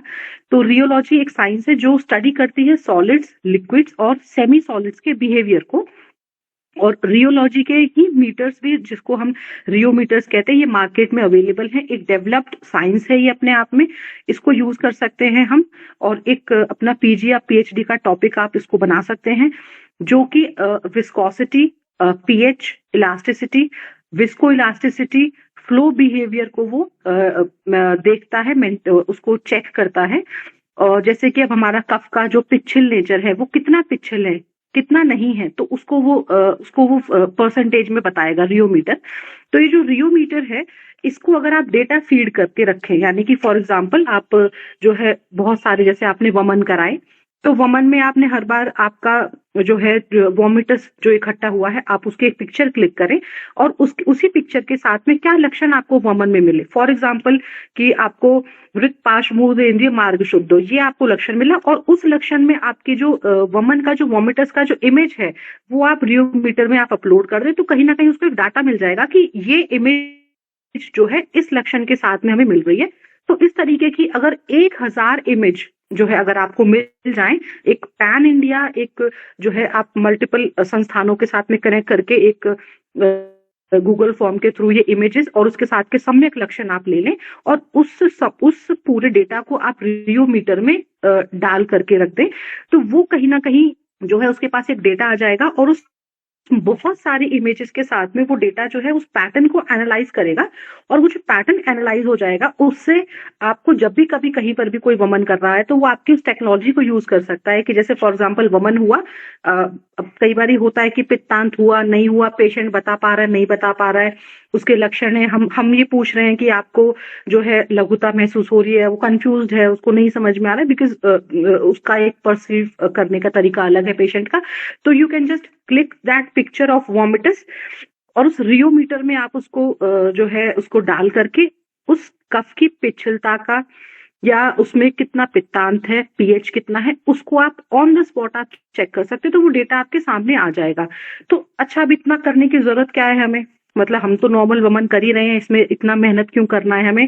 जी इतनी मेहनत इसलिए करनी क्योंकि हमें जो है एक क्वांटिफिएबल जो है एक नंबर हमारे सामने आ जाएगा, ऑब्जेक्टिव जो है हमारे क्राइटेरिया हमारे सामने आ जाएंगे जो डेफिनेटली हमारी साइंस को डेटा के थ्रू पूरे जो हमारा ग्लोबल लेवल पर उसको एक्सेप्टेंस मिलेगी, क्योंकि मतलब कहीं ना कहीं हम अपने ही कॉन्सेप्ट को मतलब फॉलो कर रहे हैं, लेकिन उस कॉन्सेप्ट को हमने एक और लैंग्वेज में सामने रख दिया है। हम अपने कॉन्सेप्ट को भूल नहीं रहे हैं, ना ही हम उसको डाइल्यूट कर रहे हैं, मगर उसी कॉन्सेप्ट को कहीं ना कहीं एक न्यू टेक्नोलॉजी के बेस पर हम उसको साइंस के थ्रू सामने रख रहे हैं कि हाँ देखिए कि हमारा जो है वमन जो है इस तरीके से हुआ है और ऐसी ऐसी इमेज हमारे पास बनी है, तो वो रियोलॉजी या रियोमीटर को आप यूज कर सकते हैं। और इसी तरीके से सेम विरेचन हो गया, उसमें भी आप उसको सेम इमेजेस वाली जो पैटर्न एनालिसिस है उसके थ्रू आप इसको यूज कर सकते हैं। तो ये डेफिनेटली एक बहुत स्ट्रॉन्ग कॉन्सेप्ट है, अगर कोई इस पे काम करना चाहे तो डेफिनेटली हमारे आने वाले जो है वो काम कर सकते हैं उसके ऊपर। फिर उसके बाद में सॉफ्टवेयर एनहेंसमेंट की जो है, अगर सॉफ्टवेयर एक असेसमेंट टूल एक डेवलप हो सकता है इसी रियोमीटर के बेसिस पर, जो हमने रियोमीटर की बात करी, इसी रियोलॉजी कॉन्सेप्ट के बेसिस पर एक सॉफ्टवेयर जो है वो डेवलप हो सकता है, सॉफ्टवेयर असेसमेंट फॉर वमन एंड विरेचन। यानी कि आपके जो है जो वॉमिटस हुआ और जो आपका फीटल जो आपका स्टूल जो आपका वो हुआ है, निकला है, तो उसको कलेक्ट करके उसकी मल्टीपल इमेजेस के थ्रू आप एक डेटा तैयार कर सकते हैं कि जब भी कभी आपको कोई ऐसा कोई भी वमन हुआ है या विरेचन हुआ है या बस्ती हुई है, तो उसका एक इमेज लिया, वो इमेज से तुरंत आपको पता चल जाएगा कि हाँ भाई ये लक्षण जो है हमें सामने हमारे इससे आ रहे हैं, ऐसा रियोमीटर बता रहा है। तो एक सॉफ्टवेयर भी डेवलप हो सकता है। और जैसे फॉर एग्जांपल जब हम लोग एमडी में थे तो आम असेसमेंट टूल के ऊपर जो है बहुत सारे स्कॉलर्स काम कर रहे थे। तो आम असेसमेंट टूल में एक तो हमारा एक क्वेश्चनर वाला तरीका तो है ही, तो एक और सॉफ्टवेयर के ऊपर भी काम कर सकते हैं। बेसिकली उसको हम कहते हैं कि उसमें बहुत सारे इमेजेस हम लोग तैयार कर सकते हैं। फॉर एग्जांपल अगर 10,000 आम असेसमेंट के लिए जीवा की अगर हमें इमेज मिल जाए कि हमने 10,000 इमेज ले ली, किसकी, लोगों की जीव की, जीवा से हम आम असेसमेंट कर रहे हैं, तो उसमें बस ये, हाँ अगर जीवा का कलर ये है तो इसमें ये इस तरीके का उसमें जो है इतना आम है, साम है, निराम है, इस तरीके से हम उसमें एक डाटा फीड कर दें। और ये हम सबकी जिम्मेदारी कहीं ना कहीं हो जाए कि अगर 10,000 डॉक्टर्स एक एक दो इमेज भी डालेंगे तो एक अपने आप में बहुत बड़ा असेसमेंट टूल और सॉफ्टवेयर टूल बन सकता है आम असेसमेंट का, जो कि अभी हमारे पास है नहीं। तो उसको हम तैयार कर सकते हैं। तो जैसे वमन और विरेचन का असेसमेंट है, सिमिलरली ऐसे ही आम असेसमेंट के ऊपर भी हम बात कर सकते हैं। फिर उसके बाद एक कॉन्सेप्ट है बस्ती मिक्सचर मेकिंग मशीन। हालांकि इसके ऊपर अभी प्रेजेंटली अय्या में काम चल रहा है। मेरे एक बैचमेट थे डॉक्टर मनीष धीमान, उन्होंने जो है इसके ऊपर काम किया था और उन्होंने 2 जो है ग्रुप्स लिए थे। जो कन्वेंशनल हमारा बस्ती बनाने का तरीका है खरल यंत्र में, एक वो तरीका था। दूसरा उन्होंने मिक्सचर ग्राइंडर वाला एक तरीका यूज किया था। और काफी हद तक जो है मतलब किस तरीके से उनका रिजल्ट जो है काफी हद तक ऑलमोस्ट क्लिनिकल रिजल्ट दोनों का सेम आया था, दोनों ग्रुप्स का। तो इस तरीके का अगर हम एक बस्ती बनाने का एक मैकेनिज्म अगर हम एक बना लें तो कहीं ना कहीं हम लोगों का काम बहुत ईजी हो जाएगा। और बस्ती बनाने का एक क्या कहते हैं, एक मशीन एक बहुत सिंपल और पोर्टेबल तरीके से बना सकते हैं। फॉर एग्जांपल एक स्टोन का खरल यंत्र जो है, जैसे आपने देखा होगा कि केक जो बनाने का एक मशीन होता है, जैसे उसमें एक बहुत बड़ा बोल होता है, जो भी उसमें इंग्रेडिएंट्स होते हैं वो उसमें डालते हैं, और एक ऊपर से एक चर्नर होता है जो उसको चर्न करके उसको जो है तैयार करता है फाइनल प्रोडक्ट को। सिमिलरली उसी कॉन्सेप्ट पे और एक कॉफी मेकिंग मशीन भी आपने देखी होगी कि उसमें अमाउंट कि हाँ भाई अगर हमें कैपेचिनो पीना है तो इतना हो जाएगा, ऐसे हो जाएगा। तो इस तरीके का एक कॉन्सेप्ट जो है तैयार कर सकते हैं बस्ती मिक्सचर मेकिंग मशीन को। स्टोन का एक खरल यंत्र ले सकते हैं और जो चर्नर है जो उसका, तो उसको भी हम स्टोन का बना सकते हैं। कितना प्रेशर रखना है, कितना उस पे उसकी जो है साइकिल्स रखनी है, उसका जो डेटा है वो कहीं ना कहीं हमारे पास उसको हमें मतलब लेना होगा। तो उसके ऊपर एक R&D कर सकते हैं और एक इस तरीके की मशीन जो है वो तैयार कर सकते हैं। कंट्रोल्ड जो है कवर्ड हीटिंग सिस्टम हो कि फॉर एग्जांपल जो स्टोन का खरल यंत्र है वो ऊपर से कवर्ड होना चाहिए और उसमें कंट्रोल्ड हीटिंग होती रहे कि जो है वो मतलब वो ठंडा ना हो वो मटेरियल पूरा। तो इस तरीके से हम काम कर सकते हैं। और जो मोटर और पेसल जो उसके ऊपर है उससे कनेक्टेड एक पेरिस्टाल्टिक पंप होना चाहिए। तो उस पेरिस्टाल्टिक पंप से वो कंटिन्यूसली सर्कुलर मोशन में रिवॉल्व करता रहेगा और उसको एक माइक्रो कंट्रोलर के साथ में आप जो है उसका ड्यूरेशन, उसका प्रेशर आदि ये सब कंट्रोल कर सकते हैं। तो ये एक बहुत अच्छा एक कॉन्सेप्ट है। अगर कोई अपनी PhD में कोई करना चाहे या फिर हम इन जनरल भी हम कर सकते हैं। और गवर्नमेंट उसके लिए हमें सभी प्रकार के जो है कैपेसिटी बिल्डिंग, हमें लैब्स हमारे पास हैं तो वो हम एक कर सकते हैं। फिर उसके बाद में धूपन जो है हर्बल फ्यूमिगेशन, उसके ऊपर हम एक काम किया जा सकता है। और ऑलरेडी इस पे ऑल्दो IIT दिल्ली काम कर रही है इस पे, इसी कॉन्सेप्ट पे। तो I think may be with in 6 months और 1 साल के अंदर वो एक इस तरीके का एक फ्यूमिगेशन जो है वो तैयार कर चुके होंगे इसके ऊपर। तो वो हर्बल फ्यूमिगेशन के नाम से एक मशीन रेडी हो रही है जिसमें कि एक हर्बल चेम्बर, एक मतलब एक चेम्बर बनाया हुआ है और उसमें जो है जिसमें जो भी हमारे पाउडर्स हैं, हर्ब्स हैं, उसमें डाल करके और नीचे एक कंट्रोल हीटिंग जो है वो दे रहे हैं ताकि जो ड्रग्स हैं वो ओवर बर्न भी ना हो और अंडर बर्न भी ना हो। ऐसा भी ना हो कि जल करके उसका बहुत ज्यादा खर पाक हो जाए, तो उस तरीके का भी ना हो। तो एक कंट्रोल हीटिंग पैटर्न उसमें है। और इंटरेस्टिंगली जो उसकी जो नोजल है वो भी जो है उसमें भी 3 जो है छिद्र बताए गए हैं जैसे, तो उन्होंने भी वो सेम ही रखा हुआ है ताकि एक कंट्रोल्ड स्मोक उसमें से निकलती रहे। So this is how other people are taking our science, जहाँ की कहीं ना कहीं हमें करना चाहिए उस चीज को। एंड फिर उसके बाद में स्थानिक बस्ती और धारा मशीन हम एक ये भी हम तैयार कर सकते हैं। मेरा जो काम है वो इसी टॉपिक के ऊपर है, तो वो जो है ये भी और बेटर टेक्नोलॉजी के साथ में हम बना सकते हैं। और बहुत इजी कॉन्सेप्ट्स हैं। एक जगह से सक्शन होना है, एक मतलब हीटर से उसको हम ऑयल को वार्म कर दें, फिर उसको फर्दर फिर आगे मतलब ट्रांसफर करना है। तो एक बहुत इजी कॉन्सेप्ट है, अगर हम काम करना चाहें तो हम कर सकते हैं। फिर उसके बाद में प्रदमन नस्य के ऊपर काम कर सकते हैं। Standardisation of powder nasya process it needs a sterilised powder reservoir connected to a precision delivery system through a syringe or maybe a air blower that will disperse the medicine in each nostril. This setup will ensure safe and comfortable powder administration. एक तरीका है dough replacement का, जैसे हम उड़द का आटा जो है कहीं ना कहीं हम उसको बहुत ज्यादा यूज करते हैं, तो उसकी जगह, और वो एक बार यूज किया उसको मैक्सिमम 2 दिन के लिए यूज कर सकते हैं सर्दियों में। गर्मियों में तो आई थिंक वो डेली वो पैरिश करना पड़ता है, रिप्लेस करना पड़ता है। तो वो जो उड़द का आटा है अगर हम उसको रिप्लेस कर दें और उसकी जगह पर जो है सिलिकॉन हो गया या एडिसिव टेप हो गया या बहुत सारी रबर्स होती हैं जिसको जो है उन रबर्स को जो है अलग तरीके से हम उसको यूज कर सकते हैं। जैसे ईपीडीएम रबड़ है, वो कहीं ना कहीं उड़द के आटे को जो है मिमिक करती है उसके क्या कहते हैं फंक्शंस को, तो उसको हम रिप्लेस कर सकते हैं। तो वो एक ज्यादा कॉस्ट इफेक्टिव तरीका हो सकता है हमारे पास में, जहां पर हमें डेली डेली उड़द का आटा नहीं क्रिएट करना, उसकी वो रिंग क्रिएट नहीं करनी, और विदाउट दैट हम एक सिंपल एक रिंग के नीचे उस रबड़ या सिलिकॉन या एडिसिव मटेरियल को लगा करके हम उसको यूज कर सकते हैं। फिर उसके बाद में शिरोधारा अपने आप में बहुत पॉपुलर प्रोसीजर है, और आज के टाइम में आप कहीं पर भी चले जाइए, आप कोरियन जो है ब्यूटी स्पाज में और सब जगह शिरोधारा तो is just like a very common procedure, वो बस ऐसे ही करते ही हैं। और बहुत बेसिक सी मशीन उन्होंने बना रखी है जिससे पानी फ्लो हो रहा है और वो चल रहा है। तो ये टेक्नोलॉजी कहीं ना कहीं हमारी है। ऑल्दो बहुत लोग काम करते हैं, बट मुझे लगता है कि वो केवल लैब तक या कहीं ना कहीं वहीं तक सीमित हो जाता है, वो मार्केट तक नहीं आता।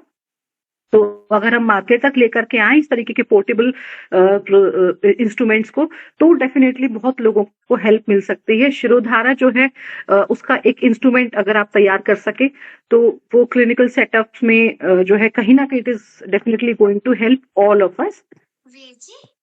फिर उसके बाद भी डिलीवरी सिस्टम जो है उसके ऊपर अगर हम काम करें, डिलीवरी सिस्टम जो है बहुत सारे मल्टीपल एलोपैथिक हॉस्पिटल्स हैं, उसमें न्यूमैटिक ट्यूब ट्रांसपोर्ट सिस्टम जो है वो होता है।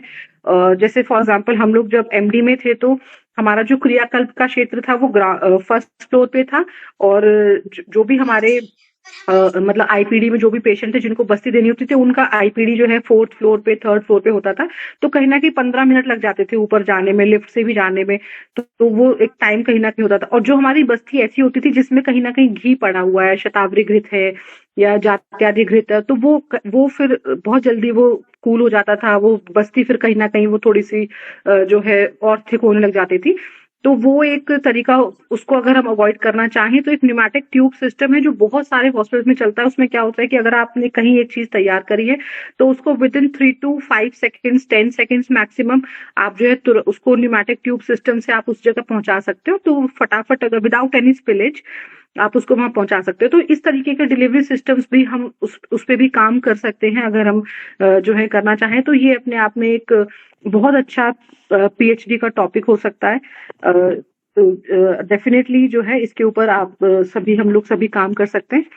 उसके ऊपर अगर हम नेक्स्ट अगर हम बात करें कि इस सारी चीजों को कंक्लूड करें अगर हार्डवेयर डेवलपमेंट की को, तो what should be the purpose of any innovation, किसी भी इनोवेशन का पर्पस क्या होना चाहिए।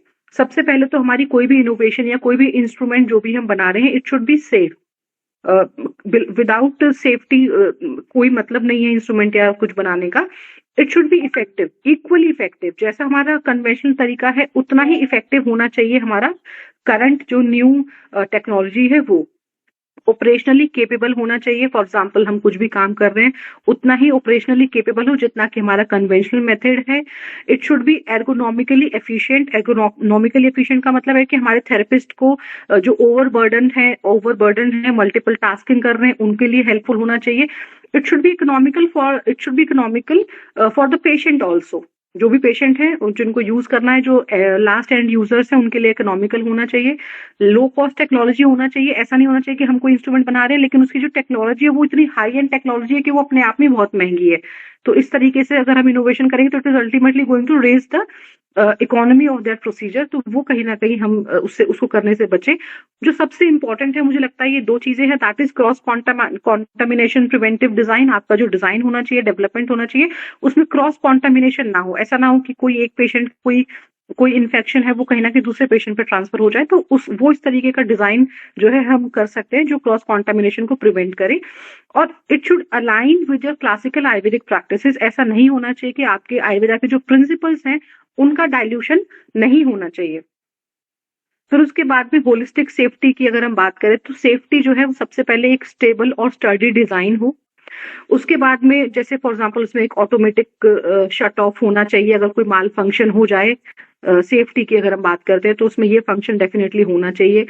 इलेक्ट्रिकल सेफ्टी होनी चाहिए क्योंकि हमारा जितना भी प्रोसीजर काम होता है वो इलेक्ट्रिसिटी पे डिपेंडेंट होगा। अगर हम इस तरीके के इंस्ट्रूमेंट बनाएंगे तो वो इंसुलेटेड हो, अर्थ हो प्रॉपरली, इस तरीके का हो। सेफ्टी में again cross contamination infection control होना चाहिए।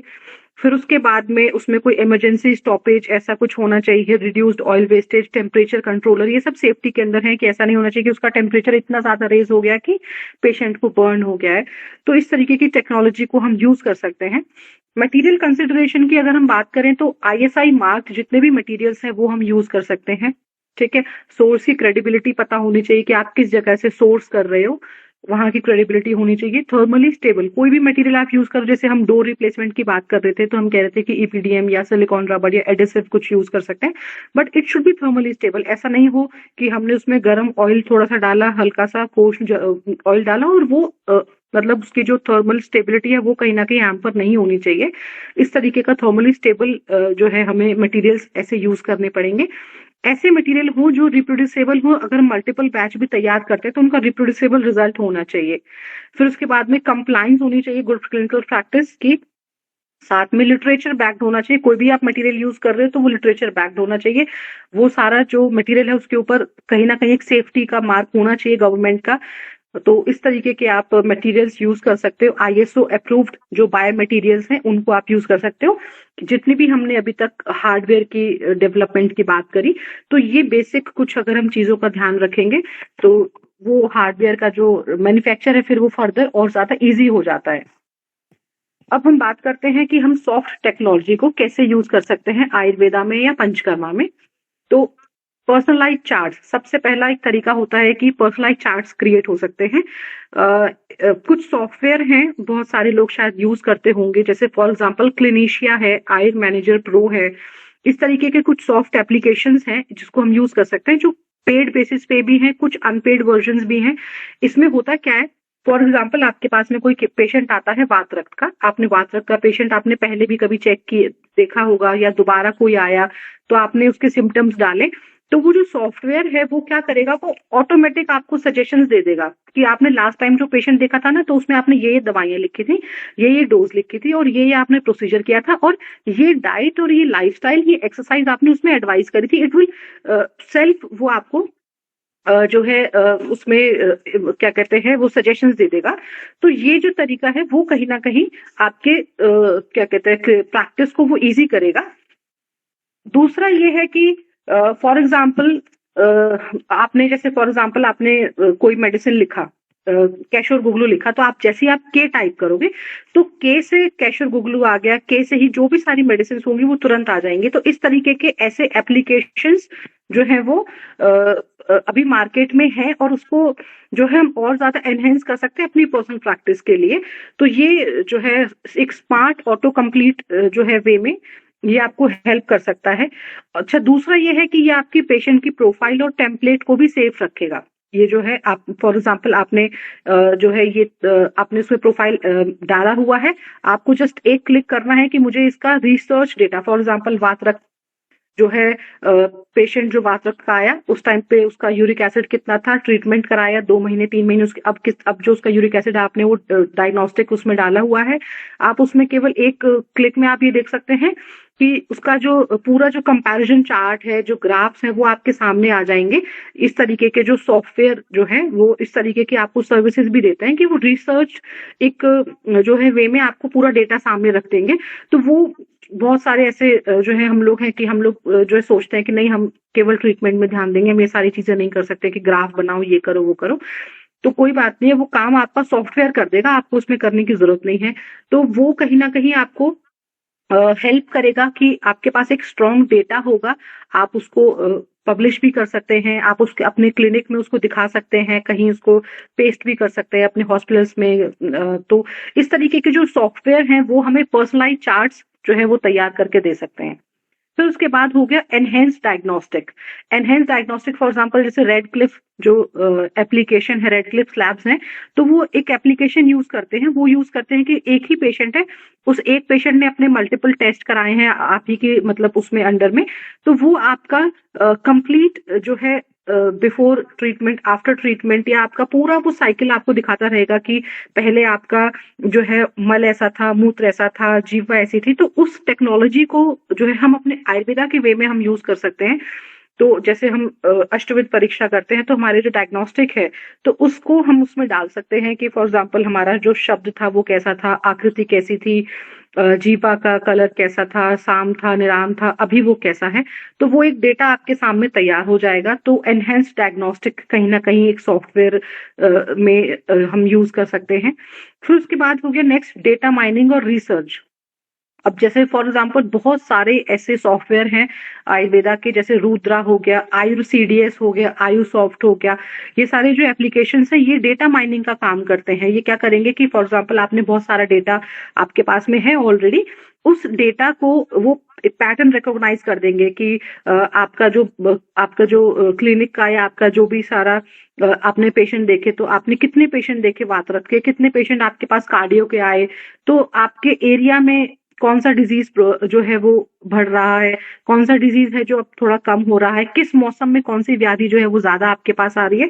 तो उस तरीके का जो डेटा माइनिंग का काम है वो आप इस तरीके के सॉफ्टवेयर से आप कर सकते हो। फिर उसके बाद आती है ड्रग डिस्कवरी। ये मेरा बड़ा फेवरेट जो है तरीका है। अगर हम डेफिनेटली अगर हम एआई को इसमें डाल दें तो हमारे पास नए ड्रग की डिस्कवरी और न्यू फॉर्मुलेशन हमारे पास आ सकते हैं।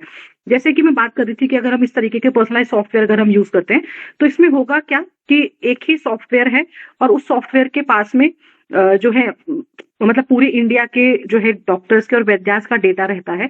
तो उसमें क्या रहेगा कि फॉर एग्जांपल मैंने नॉर्थ में वात रक्त में जो है कैशोर गुगलू दिया, या मैंने जो है गिलोय का चूर्ण दिया, गिलोय का क्वाथ दिया, वहीं साउथ में किसने क्या दिया, किसी ने जो है कोई दूसरा दिया। तो उससे क्या होगा कि आपके पास मल्टीपल ड्रग्स होंगे, न्यू फॉर्मुलेशन तैयार करने का एक तरीका हमारे पास आ जाएगा। तो ये एक सिस्टम, ये एक सॉफ्टवेयर कहीं ना कहीं हमारे को कंप्लीट आयुर्वेदा की एक न्यू डेफिनेशन में हम जो है जा सकते हैं। अगर हम एफिशिएंसी की बात करें तो इस तरीके के सॉफ्टवेयर डेफिनेटली हम लोगों को मतलब हमारी एफिशिएंसी को बढ़ाएंगे। जहां हम पहले जो है क्या कहते हैं, फॉर एग्जांपल हमने कुछ पेशेंट देखे तो वहीं कहीं ना कहीं एफिशिएंसी जो है वो हमारी बढ़ जाएगी। फिर उसके बाद में मॉडर्नाइज प्रैक्टिस जो है वो एक हो जाएगा। लोगों में एक्सेप्टेंस तो ऑलरेडी है, बट ये जो थोड़ा सा ब्रिज है, अगर उसको अगर हम सॉफ्टवेयर से अगर हम कनेक्ट कर सकते हैं तो वो एक एक्सेप्टेंस और लोगों में बढ़ जाएगा। फिर उसके बाद में जो क्या कहते हैं नेक्स्ट जो हमारा तरीका है वो है एआई चैटबॉट्स का। आप लोगों ने कभी देखा होगा कि जोमेटो स्विगी से आप लेकर कभी खाना ऑर्डर किया और कभी खाना आपका खराब आया या कोई इसमें दिक्कत हुई है तो आप कंप्लेन करते हो। तो चैटबॉट्स का मतलब होता है चैटिंग रोबोट्स, यानी कि चैट करने वाले रोबोट्स। तो वो आपसे बात करते हैं लेकिन वो एआई ट्रेंड होते हैं, उनको ऑलरेडी सारा आंसर सारा सब कुछ जो है बताया जाता है। और मुझे लगता है कि ये जो एआई चैटबॉट्स हैं और ये वाला जो सॉफ्टवेयर जो है डिजिटलाइजेशन ऑफ एंशिएंट टेक्स्ट, ये सबसे ज्यादा इंपॉर्टेंट है। अगर हम ये एक काम कर लें तो मुझे लगता है कि हमारी आगे आने वाली जनरेशन जो है हम लोग को डेफिनेटली बहुत थैंक यू बोलने वाली है।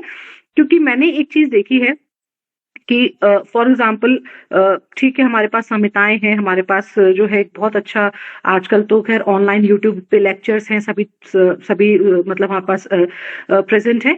लेकिन एआई चैटबॉट में होगा क्या कि फॉर एग्जाम्पल मैं चरक की इस पर्टिकुलर श्लोक को अपने तरीके से समझती हूँ, वहीं सेम श्लोक कोई साउथ का टीचर है, उसका समझने का तरीका, उसका एप्लीकेशन कुछ अलग है। ठीक है, अब होगा क्या कि मैं क्या कह रही हूँ कि भाई हमारे पास में मेरा अपना जो उसको समझने का तरीका है, साउथ का किसी का अपना समझने का तरीका है, गुजरात का किसी का तरीका है, किसी और का क्या तरीका है।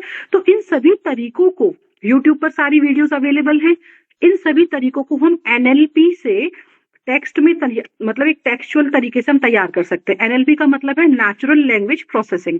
अब जितनी भी सारी वीडियोस और जितने भी सभी टीचर्स के जो मतलब नॉलेज है जो उन्होंने शेयर किया हुआ है ऑलरेडी, या टीचर्स हैं आजकल तो खैर टीचर्स जो है अपनी लेक्चर्स को रिकॉर्ड भी करवाते हैं, तो उस पूरे डेटा को हमने कंबाइन कर दिया। एनएलपी लैब्स, इंडिया में बहुत सारी एनएलपी लैब्स हैं, वहां जाकर के अपने पूरे डेटा को हमने जो है कन्वर्ट करा दिया। किसमें? उनको बोला कि हमें एआई चैटबॉट्स क्रिएट करने हैं, तो हमारे इस पूरे डेटा को आप जो है चैटबॉट्स मतलब डिजिटलाइजेशन कर दो इस डेटा का, और उससे फिर हमारा एआई चैटबॉट तैयार हो जाएगा। कि नेचुरल लैंग्वेज प्रोसेसिंग का मतलब ये है कि जो कंप्यूटर है वो आपकी नेचुरल लैंग्वेज को समझता है। साउथ का कोई इंसान है, वो अपने तरीके से चीजों को समझ रहा है, नॉर्थ का है वो अपने तरीके से वो समझ रहा है, उसका कुछ और तरीका हो सकता है परसीव करने का ट्रीटमेंट को। तो वो जो कंप्लीट जो एक अमलगमेशन है, वो कंप्लीट अमलगमेशन क्रिएट करेगा हमारे पास एक बहुत ज्यादा डीपर एक जो है नॉलेज हमारे पास क्रिएट हो जाएगी। तो वो एआई चैटबॉट्स हम उसको जो है उसमें पूरा डेटा क्रिएट करके इस तरीके की चैटिंग रोबोट से हम बात कर सकते हैं। जैसे फॉर एग्जांपल मैंने कुछ ज्वर का मुझे कुछ टॉपिक क्लियर नहीं हो रहा, तो मैंने उसमें डाला एआई चैटबॉट में, और वो जो एआई चैटबॉट है वो आंसर कर रहा है जितने भी मेरे जितने भी हमारे लर्नेड जो फ्रेटर्निटी है, जिन्होंने जो कुछ भी आयुर्वेद के ऊपर बोला हुआ है इंटरनेट पे या कहीं पर भी उनकी वीडियोस हैं, तो वो जो उनकी जो आवाज है, उनकी आवाज को वो समझ करके, सबकी समझ करके उस आवाज उसको अमलगमेट करके उसका जो फाइनल जो उसमें डेटा है वो तैयार करता है, और उसके हिसाब से वो आंसर करता है। तो मुझे लगता है कि ये एक बहुत इंपॉर्टेंट जो है एक टास्क है हमारे लिए। हम ऑलरेडी टीकेडीएल में अपना सारे टेक्स्ट जो हमने डिजिटलाइज कर दिए हैं। अगर उन्हीं टेक्स्ट को हम एनएलपी के द्वारा, अगर हम एआई के चैटबॉट्स अगर हम क्रिएट कर लें, और वो चैटबॉट केवल आयुर्वेद के लोगों के पास ही एक्सेस हो उससे जो है क्वेरीज करने का, तो एक बहुत स्ट्रॉन्ग हमारे पास एक नॉलेज का एक मुझे लगता है कि समंदर हमारे सामने आ जाएगा। तो वो एक बहुत अच्छा तरीका हो सकता है। उसके बाद में फिर एक मेरा दूसरा जो एक और वो है skill based aptitude testing question bank. अभी तक हम लोग जितने भी हम लोग देखते हैं कि मतलब मैं कोई वो नहीं कह रही कि नहीं कोई तरीका अभी जो चल रहा है वो गलत है, बट मुझे लगता है कि हम अभी कहीं ना कहीं आयुर्वेद को ना बहुत उसके डीपर कॉन्सेप्ट को जो है हम मतलब स्किल्स में हम नहीं करते। जैसे फॉर एग्जाम्पल मैं भी टीचर हूँ, मैं भी जब कोई बच्चों का क्वेश्चन पेपर तैयार करती हूँ ना, तो मैं बच्चों को ये पूछती हूँ कि ये बस्ती जो है वो किसने किया, ये बस्ती जो है कौन से आचार्य ने बताया, इस आचार्य ने कौन सी बस्ती बताई है। तो मुझे लगता है कि ये जो क्वेश्चंस है ना, ये आपके नॉलेज को नहीं जज कर रहे, ये आपकी रटने की जो एफिशिएंसी को जज कर रहे हैं। तो मुझे कहीं ना कहीं इस एक एमसीक्यू बेस्ड नॉलेज के एप्टीट्यूड टेस्ट से थोड़ा सा मुझे लगता है कि ये कहीं ना कहीं आपके नॉलेज को एक्चुअल जज नहीं कर पाता है। तो इसको चेंज करने के लिए ये तरीका हो सकता है। फॉर एग्जाम्पल आपने जो भी आपने सॉफ्टवेयर यूज करा, उसमें आपकी कोई HRCT कोई एक्सरे है, चेस्ट का कोई वो है सीटी स्कैन है, उस सीटी स्कैन के चेस्ट एक्सरे में आपने क्या क्या मेडिसिन दिए हैं। अब वो मेरा भी डेटा उसमें है, साउथ के भी किसी का डेटा है, कोई गुजरात में प्रैक्टिस कर रहा है, कोई नॉर्थ ईस्ट में प्रैक्टिस कर रहा है, उन सबका डेटा उसमें है। अब उन सबका डेटा जो है कंबाइंड एक बहुत स्ट्रॉन्ग जो है नॉलेज का एक समंदर वहां पे बन जाएगा। अब क्वेश्चन होना चाहिए स्किल बेस्ड। हम एआई को ही बोल सकते हैं कि स्किल बेस्ड एप्टीट्यूड टेस्ट आप क्रिएट करके दे दो, तो वो क्या करेगा कि वो आपको चेस्ट एक्सरे दिखाएगा और बच्चों से क्वेरी करेगा। क्वेश्चन होगा कि हाँ भाई ये चेस्ट एक्सरे है, ये 4 सिम्टम है, अब आप मुझे बताओ कि आपको इसमें क्या चिकित्सा करनी है, आप इसमें क्या पंचकर्म करोगे। और वो होता है स्किल बेस्ड एप्टीट्यूड टेस्ट। तो इस तरीके के जो है स्किल बेस्ड एप्टीट्यूड टेस्ट जो है बहुत सारे एआई के चैटबॉट्स क्रिएट बनाते हैं। दूसरे जो सारे मैंने देखा कि बहुत सारे टीचर्स उसको यूज करते हैं। और जैसे रैपिड प्रोटोटाइपिंग एक जो है एक एरिया है टेक्नोलॉजी का, तो वो एआई चैटबॉट से बोलते हैं कि मुझे एक स्किल बेस्ड एप्टीट्यूड टेस्ट आप एक क्रिएट करके दे दो, तो वो उस तरीके से टेस्ट को क्रिएट करके देते हैं। तो वो एक कहीं ना कहीं एक चेंज हम कर सकते हैं। फिर उसके बाद में पर्सनलाइज पंचकर्मा प्लानिंग एप्लीकेशन, इस तरीके के एआई पंचकर्मा टूल्स आप इंटीग्रेट कर सकते हो। जैसे अभी भी मैं देखती हूँ कि चैट जीपीटी को अगर हम नॉर्मल कुछ बताते हैं कि ऐसा ऐसा है, तो वो बहुत एक स्ट्रांग हमें रिप्लाई बताता है कि हाँ आप ये प्लान कर सकते हो, ऐसा प्लान कर सकते हो, आप ये घृत ले सकते हो, ऐसा कर सकते हो। तो वो कहीं ना कहीं एक इस तरीके का एक डेडिकेटेड अगर ऐसा सॉफ्टवेयर तैयार हो जहां पर हम डोसेज ऑफ स्नेह कितना रखना है, वो पेशेंट के पास में भी उसका एक्सेस होना चाहिए। जैसे नॉर्मली क्या होता है कि भाई स्नेहपान है सुबह 6 बजे करना है, तो डॉक्टर ही जा रहा है, या वो एक उसको बस स्नेह को गर्म करके पीना ही है। तो वो जो एक प्रोसेस है उसको हम ईज आउट कर सकते हैं एक एप्लीकेशन हो, जिसमें कि वो बस ये डाल दे कि आपको भूख कितने बजे लगी, आपका जो है आहार कितने बजे जीर्ण हुआ, और वो आपको एक टाइम या उसका डोसेज आपको बता के दे सकता है कि हाँ भैया अब आपका नेक्स्ट डोज आपका इतना है। तो ये बेसिक बहुत सिंपल सी सॉफ्टवेयर की एप्लीकेशन है जिसको हम एआई के द्वारा हम यूज कर सकते हैं, और वो हमें और पेशेंट को भी इजी रहेगा करने को। फिर उसके बाद में असेसमेंट सॉफ्टवेयर फॉर पंचकर्मा, जो हम ऑलरेडी बात करके आ चुके हैं, वमन विरेचन के असेसमेंट सॉफ्टवेयर हम बना सकते हैं बस्ती के।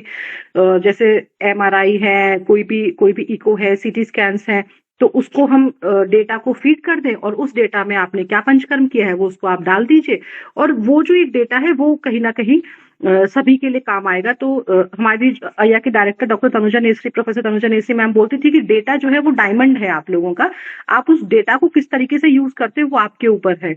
तो हमारी आयुर्वेदा फ्रेटर्निटी जो है एक दूसरे की अगर हम वैसे मदद नहीं कर पा रहे हैं तो ये मदद कर सकते हैं कि हम अपना डेटा शेयर करें सबके साथ में, और उस डेटा को नॉलेज बेस करके हम उसको एक तैयार वो एक मतलब रेडी कर सकते हैं।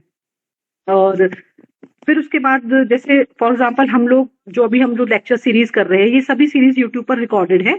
इस सीरीज को अगर हम चाहे तो एनएलपी के द्वारा एक बुक के फॉर्म में या फिर एक एआई चैटबॉट के फॉर्म में हम इसको क्रिएट कर सकते हैं। और किसी को भी कोई क्वेरी हो, जितने भी अभी तक लेक्चर्स हुए, तो वो उसमें बस वो मतलब अपना क्वेरी डाले कि डॉक्टर कविता ने उसमें क्या बोला था, तो आपके पास वो एआई चैटबॉट आपको वो रिप्लाई कर देगा कि इस टॉपिक के ऊपर उन्होंने ये बोला था, राइट। तो इस तरीके से मुझे लगता है कि टेक्नोलॉजी को हमें यूज करना चाहिए। फिर उसके बाद में इलेक्ट्रॉनिक मेडिकल रिकॉर्ड्स, बहुत सारे ऐसे सॉफ्टवेयर एप्लीकेशन है, जैसे हेल्थ रे हो गया, आयुर मैनेजर प्रो हो गया, हेल्थ फ्लिक्स हो गया, डॉक्टर लॉजी हो गया। ये सारे जो एआई सॉफ्टवेयर्स हैं, कुछ तो आयुर्वेदा एनेबल्ड है, कुछ आयुर्वेदा एनेबल्ड नहीं है। तो इनको हम इंटर ऑपरेबल हो सकते हैं। जैसे फॉर एग्जाम्पल क्या कहते हैं, एक डॉक्टर है वो जो यहाँ सॉफ्टवेयर यूज कर रहा है, वही सॉफ्टवेयर कोई दूसरा डॉक्टर कहीं और यूज कर रहा है, तो वो इंटर ऑपरेबल जब सॉफ्टवेयर होंगे तो वो कहीं ना कहीं आपको एक बहुत स्ट्रॉन्ग जो है हेल्थ रिकॉर्ड देंगे, और वो एक्सेसिबल होगा कहीं से भी। और आपके पास जो भी हेल्थ रिकॉर्ड है, आप केवल एक क्लिक में उस हेल्थ रिकॉर्ड को एक रिसर्च्ड एक डेटा आप निकाल सकते हो। तो वो मुझे लगता है कि जैसे आज हम लोग जब एमडी कर रहे थे तो हम लोग एक एक्सेल शीट में एक डेटा डालते थे, फिर उस एक्सेल शीट के पूरे डेटा को एसपीएसएस में ट्रांसफर करते थे, फिर वहां पे न्यूमेरिकल लगा करके फिर जाकर के हमारे पास उसका पूरा स्टैटिस्टिक्स आता था। लेकिन आज के टाइम में ऐसा नहीं है। बहुत सारे सॉफ्टवेयर हैं जो आपको स्टैटिस्टिक्स, आपको एक्सेल, आपको पूरा, आपको ग्राफ, आपको बिफोर एंड आफ्टर की सारी चीजें आपको करके देंगे और आपका काम वो इजी करेंगे। तो वो हमारे पास जो है डेफिनेटली हमको यूज करना चाहिए। और फिर उसके बाद अगर हम बात करते हैं वियरेबल्स की, इंटीग्रेटिंग वियरेबल्स विद पंचकर्मा, आपने देखा होगा कि बहुत फेमस हुआ आजकल, विराट कोहली जो है एक वूफ का एक बैंड जो है वो पहनते हैं, और वो बहुत सारी चीजें आपकी हार्ट रेट वेरिएशंस को चेक करता है। तो और उसके अलावा जो है और भी बहुत सारे ऐसे बैंड हैं, जैसे कि गैबिट रिंग हो गया, गैबिट रिंग जो है वो यूज करते हैं। और उसके अलावा जो है बहुत सारे मल्टीपल जो है वो ऐसे एप्लीकेशन, ऐसे वियरेबल्स हम यूज कर सकते हैं वाइल डूइंग पंचकर्मा। अगर मान लीजिए हम वमन कर रहे हैं, और कितना मुश्किल होता है ना कि भाई वमन कर रहे हैं और फिर बीच बीच में हम उसको बीपी चेक कर रहे हैं, बीच बीच में उसकी हार्ट रेट चेक कर रहे हैं, तो वो थोड़ा डिफिकल्ट होता है। तो वही एक सिंपल एक वियरेबल उसको पहना दे और वो आपके सामने स्क्रीन पर उसका पूरा हार्ट रेट वेरिएशन आता रहेगा। अगर कहीं पर भी आपको लगता है कि हाँ नहीं हार्ट रेट बहुत ज्यादा बढ़ रही है या कोई भी आपको इमरजेंसी लगती है, तो you can on the spot about that procedure. तो ये एक हो गया। अच्छा, दूसरा ये हो गया, जैसे हम लोग बोलते हैं कि शिरोधारा, शिरोधारा के टाइम पे हार्ट रेट कितनी वेरिएट हो रही है, मतलब क्या वेरिएशंस आ रहे हैं, हार्ट रेट स्लो डाउन हो रही है, आपका रेस्पिरेशन रेट स्लो डाउन हो रहा है, तो वो कैसे पता चलेगा? वो इस तरीके के वेरिएबल से पता चल सकता है। और ऐसे वेरिएबल्स जो है हमारे डेटा को बिल्ड करेंगे, और वही डेटा हमारे को आज के जमाने में ग्लोबल लेवल पर हमें ख्याति हमें मिलेगी। हम तो ये मानते हैं कि भाई आयुर्वेद सबसे बेस्ट है, लेकिन लोगों को मनवाने के लिए हमें डेटा तैयार करना पड़ेगा, और वो डेटा तैयार होगा इस तरीके के टेक्नोलॉजी और इंटीग्रेशन से। फिर उसके बाद में जैसे फॉर एग्जांपल वूफ का जो मैं बता रही थी आपको, फिटनेस ट्रेसर, फिटनेस ट्रैकर, तो वो जो है वो HRV, हार्ट रेट वेरिएशन, आपका रिकवरी कितनी रही, आपकी स्लीप कैसी रही, आपका स्ट्रेस कैसा रहा, तो वो सारी चीजों को वो बताता है। सिमिलरली जैसे गैबिट स्मार्ट रिंग है, गैबिट स्मार्ट रिंग भी आपकी बॉडी के हाइड्रेशन को बताता है। तो जैसे हम स्नेहपान कर रहे हैं, तो हम जनरली स्नेहपान में पेशेंट को पूछते हैं कि हाँ आपको ये सिम्टम आया क्या, आपको ये लग रहा है क्या, तो वो तो हम पूछ ही रहे हैं, बट उसके साथ साथ हम हाइड्रेशन कितना हो गया बॉडी में, उसकी स्किन का हाइड्रेशन कितना हो गया, उसको पता करने के लिए हम इस तरीके की रिंग्स यूज कर सकते हैं। और ऐसा नहीं है कि मतलब इससे हमें कुछ जो है कोई बहुत अलग से कुछ वो करना है, एक बेसिक सिंपल जो है एक लेकर के हम अपनी प्रैक्टिस को एनहेंस कर सकते हैं, और दूसरा इस डेटा को यूज कर सकते हैं, और वो डेटा जो है वो कहीं ना कहीं हमारे को जो है मतलब लोगों के सामने हम रख सकते हैं कि देखिए हमने आपका शिरोधारा करा, तो देखो आपका जो है ये मतलब इस तरीके से ऐसा रहा वाइल डूइंग शिरोधारा। जब आप आए थे तो आपका स्ट्रेस का लेवल, आपका हार्ट रेट इस तरीके का रहता था, आपकी रेस्पिरेशन रेट बहुत ज्यादा बढ़ी रहती थी, बट सी अब आपका 7 डेज का हमने शिरोधारा कर दिया या इतने दिन का हमने ये करा, तो सी नाउ आपका ये अब ऐसा रह रहा है। तो पेशेंट को तो आराम मिल रहा है डेफिनेटली, मगर ये जो डेटा है ना, ये आपके पेशेंट को आपका जो पेशेंट है वो आपका कॉन्फिडेंस और आपका मतलब उसमें बिल्ड हो जाएगा कि यस यार ये डेफिनेटली इस तरीके जो प्रोसीजर्स हैं ये मतलब काम कर रहे हैं, इसका मतलब मेरे ऊपर।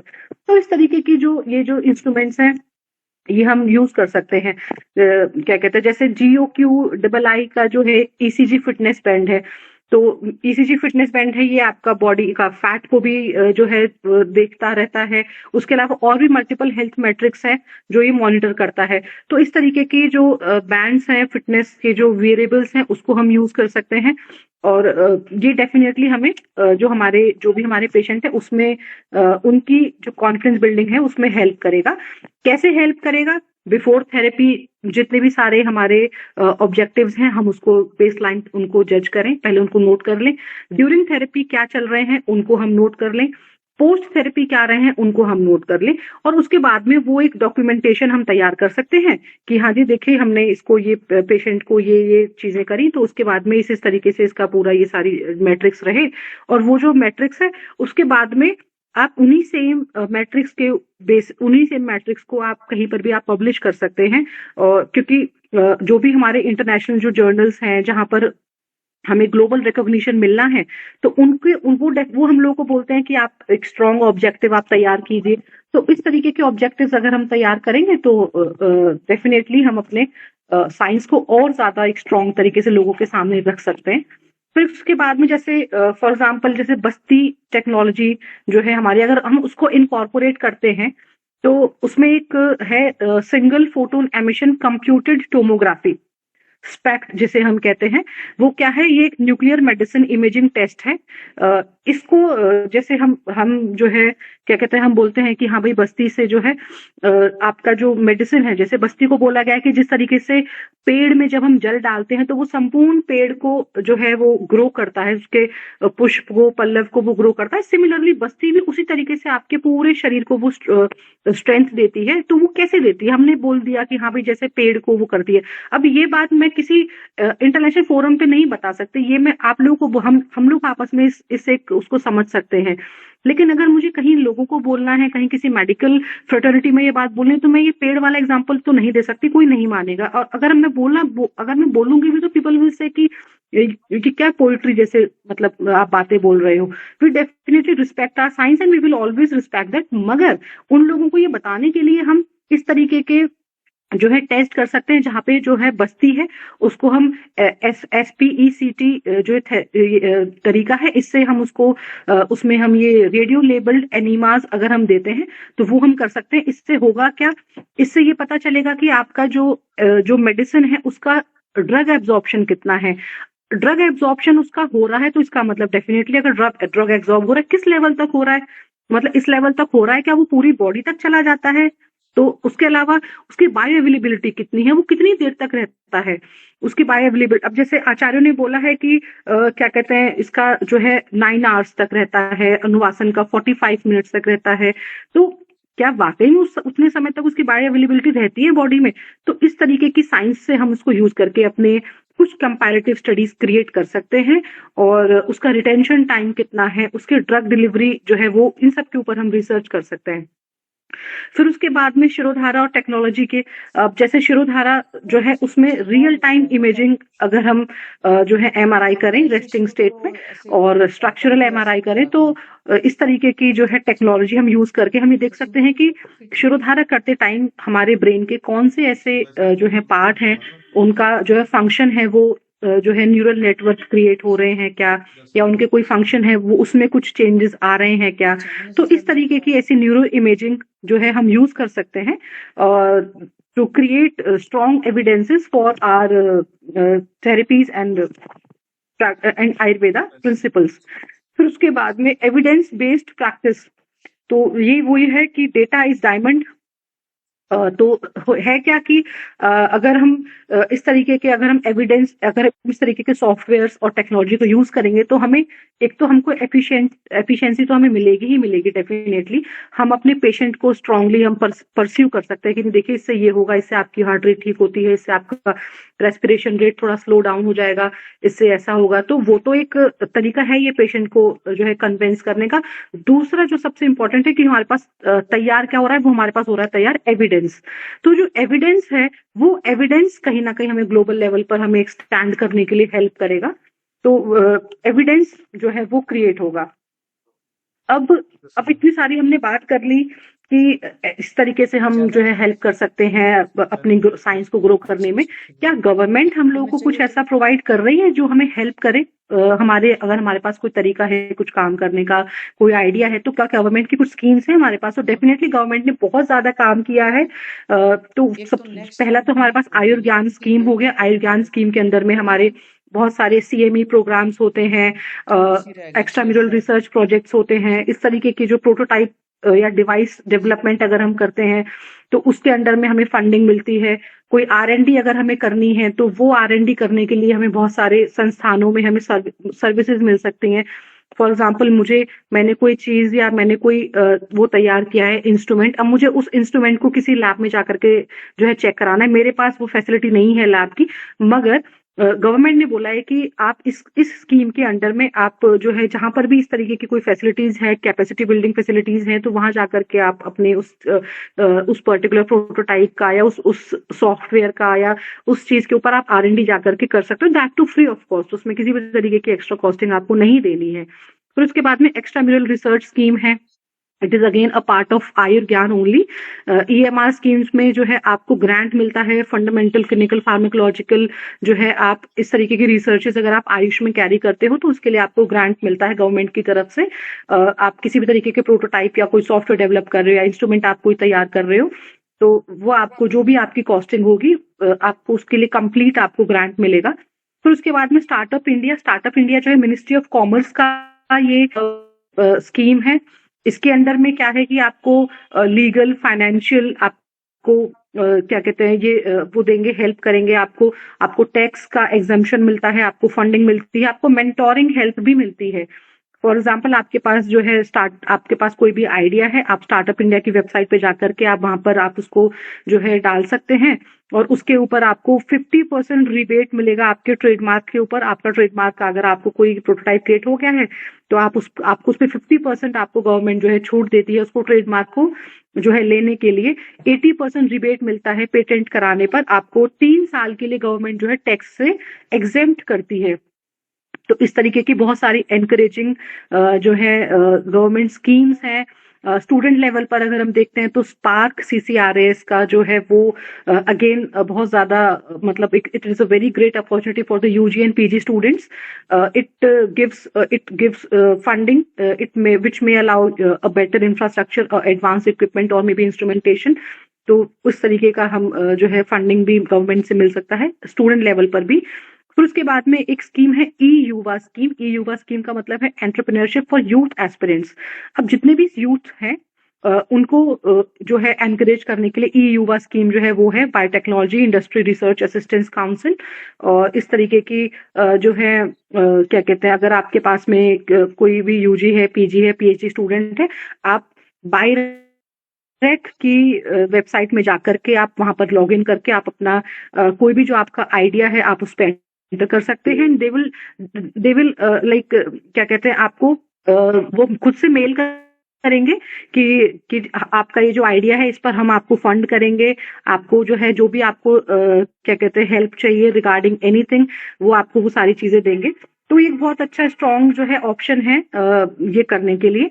फिर अगेन ICMR और आयुष मिनिस्ट्री है ICMR के साथ में, जहाँ पे ICMR जो है आपको कैपेसिटी बिल्डिंग आपको एक्सेस देता है, जो मतलब इंस्ट्रूमेंट्स हैं जो बहुत ज्यादा कॉस्टली है, जो हमारे पास नहीं है, मेरे संस्थान में नहीं है या मेरे क्लिनिक में या मेरे हॉस्पिटल में नहीं है.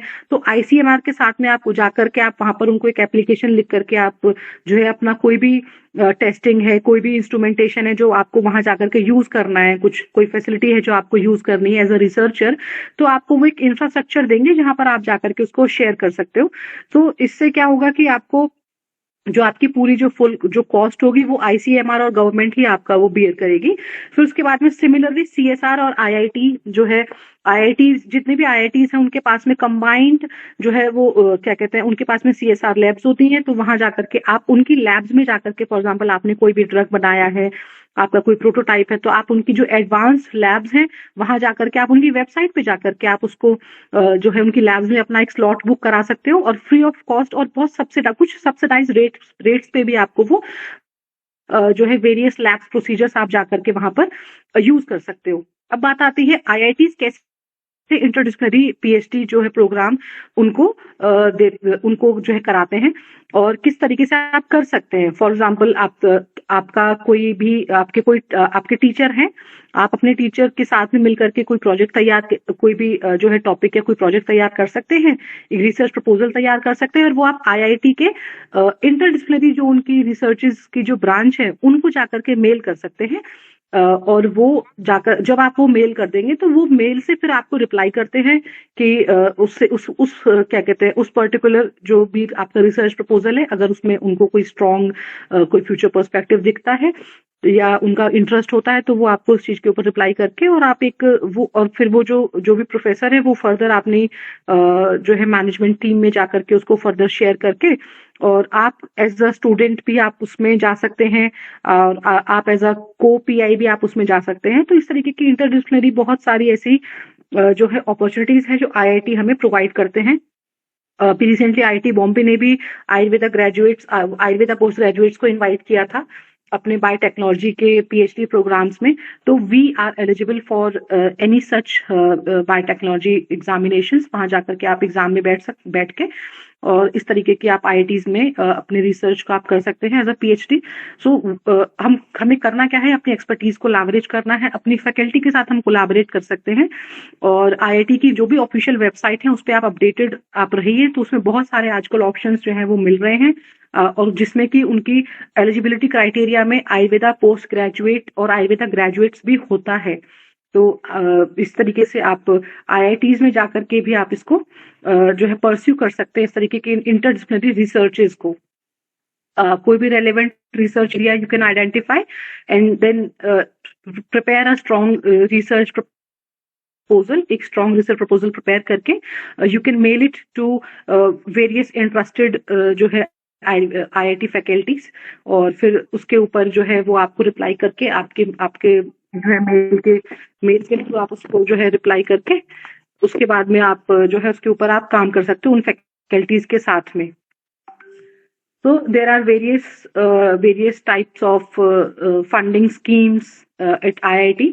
और इंटरेस्टिंगली आप जो भी प्रोटोटाइप या कुछ भी आप जो है वो बनाते हो, आईआईटी उनको उसको खुद को उसको खुद से ही जो है पेटेंट कराते हैं। उनका खुद का अपना एक स्ट्रॉन्ग निट जो है तरीका है उसको पेटेंट कराने का।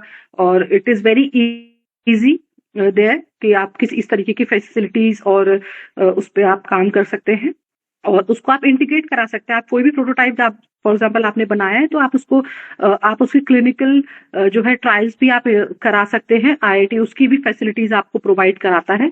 तो दे देमसेल्फ जो है एक स्ट्रॉन्ग एक नेट उनका सर्कल है जिसमें वो काम करते हैं। This was my journey at IIT. मैंने जो था मैंने एक जो है वहाँ मेरे प्रोफेसर हैं उनको जो है मैंने मल्टीपल बहुत सारे प्रोफेसर्स थे उनको मेल किया था। तो interestingly one of them was very like very keen और उनके साथ में फिर हमने कोलैबोरेट करके मैंने और मेरे जो गाइड हैं डॉक्टर संतोष भट्टड़ और जो मेरे आईआईटी के गाइड हैं मतलब हम लोगों ने फिर कोलैबोरेट करके इसके ऊपर हम we people are working there in developing a prototype for various जो है panchakarma procedures.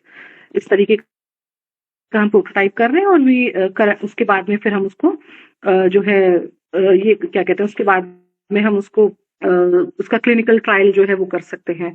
So conclusion is कि there is a high demand of Panchakarma treatments. Definitely there is, and not only for the treatment but also for prevention as well.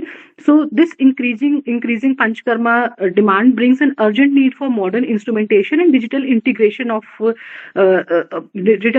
in our field.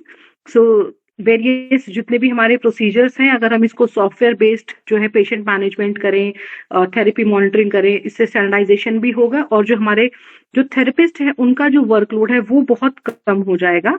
तो ये definitely जो है एक बहुत मुझे लगता है कि एक बहुत बड़ा एक लैकुना है। अगर हम इसके ऊपर अगर हम काम करते हैं तो एक स्ट्रॉन्ग जो है हमारी एक फोर्स तैयार हो जाएगी और हम एक लार्जर नंबर ऑफ पीपल को केटर कर पाएंगे। और उसी एम के साथ में अगर हम इसको करते हैं तो मुझे लगता है कि इस लैकुना को भी हम फिल कर सकते हैं क्योंकि ये साइंस जो है हमारी है और हमें ही इस साइंस के ऊपर काम करना है।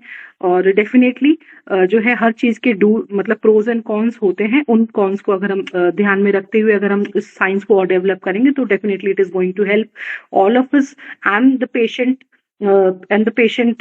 जो है क्या कहते हैं इसका अल्टीमेट जो एंड यूजर है वो पेशेंट को ही हम जो है मिलेगा। देयर आर फ्यू केसेस ये एक्चुअली ये हमारे कुछ केसेस हैं बेसिक। मैंने सोचा कि हम लोग जो है मतलब एक ये रहेगा तो एक दो केसेस हैं जैसे ये टीनिया कैपिटिस का एक पेशेंट था। इसमें जो है हम लोगों ने एंटी फंगल इसको मेडिकेशन दिया था। फॉर एग्जांपल जैसे गंधक रसायन है, क्रिमिग्नवटी है, गुड़ूचि क्वाथ है, ये मेडिकेशन इसको चलाया था। फिर उसके बाद में उसका विरेचन किया था। विरेचन के लिए हमने घृत में यूज किया था पंचतिक्त घृत और विरेचन पंचतिक्त घृत से हमने स्नेहपान करके 5 डेज का उसके बाद फिर इसका जो विरेचन था वो किया था। त्रिवृत लेह 50 ग्राम्स और आरक वदादी कषाय जो है 100 ml यूज किया था। और विरेचन करने के बाद में इसकी जो है रक्तमोक्षण जो है वो किया था। रक्तमोक्षण करने से पहले जो उसका रीजन है उस रीजन पे गार्लिक लहसुन जो होता है उसका मसाज किया। गार्लिक का मसाज करने के बाद में जलों का अपचरण किया और काफी एनकरेजिंग रिजल्ट्स जो है मिले थे।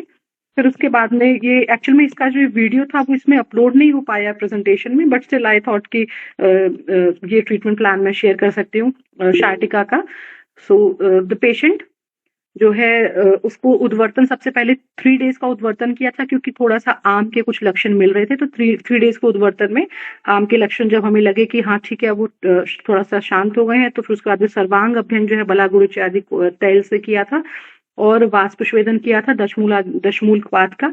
अनुवासन बस्ती जो है वो 90 ml की बला गुरुचि आदि तेल की दी गई थी। निरू बस्ती में रासनैरंड आदि और दशमूल क्वाथ का जो है वो तैयार करके सहचर आदि तेल यूज किया था स्नेह के लिए। और कल्क में हमने यूज किया था शतपुष्पा चूर्ण 30 ग्राम्स का। तो ये जो निरू बस्ती का जो प्लान है इट हैज गिवन वेरी बहुत अच्छा जो है इनका रिजल्ट था और विद इन 20-25 डेज उनको कंप्लीट जो है क्या कहते हैं, उनका जो मूवमेंट था वो लिटरली वो बहुत ज्यादा पेनफुल मूवमेंट था वो उनका, जो है बहुत अच्छा हमें रिजल्ट आया। फिर उसके बाद में एक पैप्टिक अल्सर्स का केस था, तो उसमें व्रण बस्ती जो है वो दी थी, तो व्रण बस्ती में हम लोगों ने यूज किया था। ये थोड़ा सा हमने खुद से इसको जो है वो किया था, इसका हालांकि कोई ऐसा बहुत स्ट्रॉन्ग वो रेफरेंस तो नहीं मिला, बट स्टिल वी थॉट कि हम इस तरीके की मेडिसिन को यूज करके एक ऐसा ऐसा कुछ तैयार कर सकते हैं, जैसे मुलेठी हो गया, निम्ब हो गया, जाति, हरिद्रा, इन सब का एक क्वाथ प्रिपेयर किया था, और इसी क्वाथ को तैयार करके जो है व्रण बस्सी तैयार करी थी। शतावरी घृत उसमें यूज किया था, बिकॉज जो शतावरी घृत का एक अच्छा कूलिंग जो है इफेक्ट था, हीलिंग इफेक्ट था उसके रोपन प्रॉपर्टी की वजह से, और वो इन्फ्लेमेशन को थोड़ा कम करता है, ब्लीडिंग को भी थोड़ा कम करता है, अगर एसिडिक जो एरिया है, एसिडिक जो उसका पीएच है उसको भी न्यूट्रलाइज करता है। तो इस वजह से हम लोगों ने शतावरी घृत को यूज किया। और शमन थेरेपी में मुलेठी चूर्ण, कामरूदा रस, गुगलू तिक्त कषाय, कैशोर गुगलू, त्रिफला गुगलू और यशत भस्म जो है वो यूज किया था, बिकॉज यशत भस्म जो है वो रीएपिथेलाइजेशन जो है वो करता है, तो वो रोपण इफेक्ट उसका था, and we got some very great results. So this is my last slide. Wellness में भारत के पास हजारों वर्षों का अनुभव है, और जो है हमारा जो देश है Bharat is again set to be the next one stop solution for wellness. और मुझे लगता है कि अगर हम मजबूती के साथ अगर हम आगे बढ़ेंगे तो डेफिनेटली हम साइंस को और पेशेंट्स को जो है हम क्या कहते हैं वो दे सकते हैं, सहारा दे सकते हैं, और एक स्ट्रेंथ के साथ आगे बढ़ सकते हैं। और मुझे लगता है कि आयुर्वेद का विद्यार्थी होने के नाते और आयुर्वेद पढ़ने के नाते हमारे पास में एक ऋण है, जो हमारे आचार्यों का ऋण हमारे ऊपर है। और मुझे लगता है कि जब तक हम उसको पूरी श्रद्धा और पूरे ताकत के साथ इस ऋण को जो है नहीं उतारेंगे, तो वो ऋण हमारा पीछा छोड़ेगा नहीं, वो अगले जन्म में भी हमारे साथ जाएगा। तो इसी जन्म में हमें उस ऋण को पूरा करना है, और वो ऋण पूरा तभी होगा जब हम पूरी ताकत के साथ आयुर्वेद को पूरे विश्व पटल पर हम उसको रखेंगे।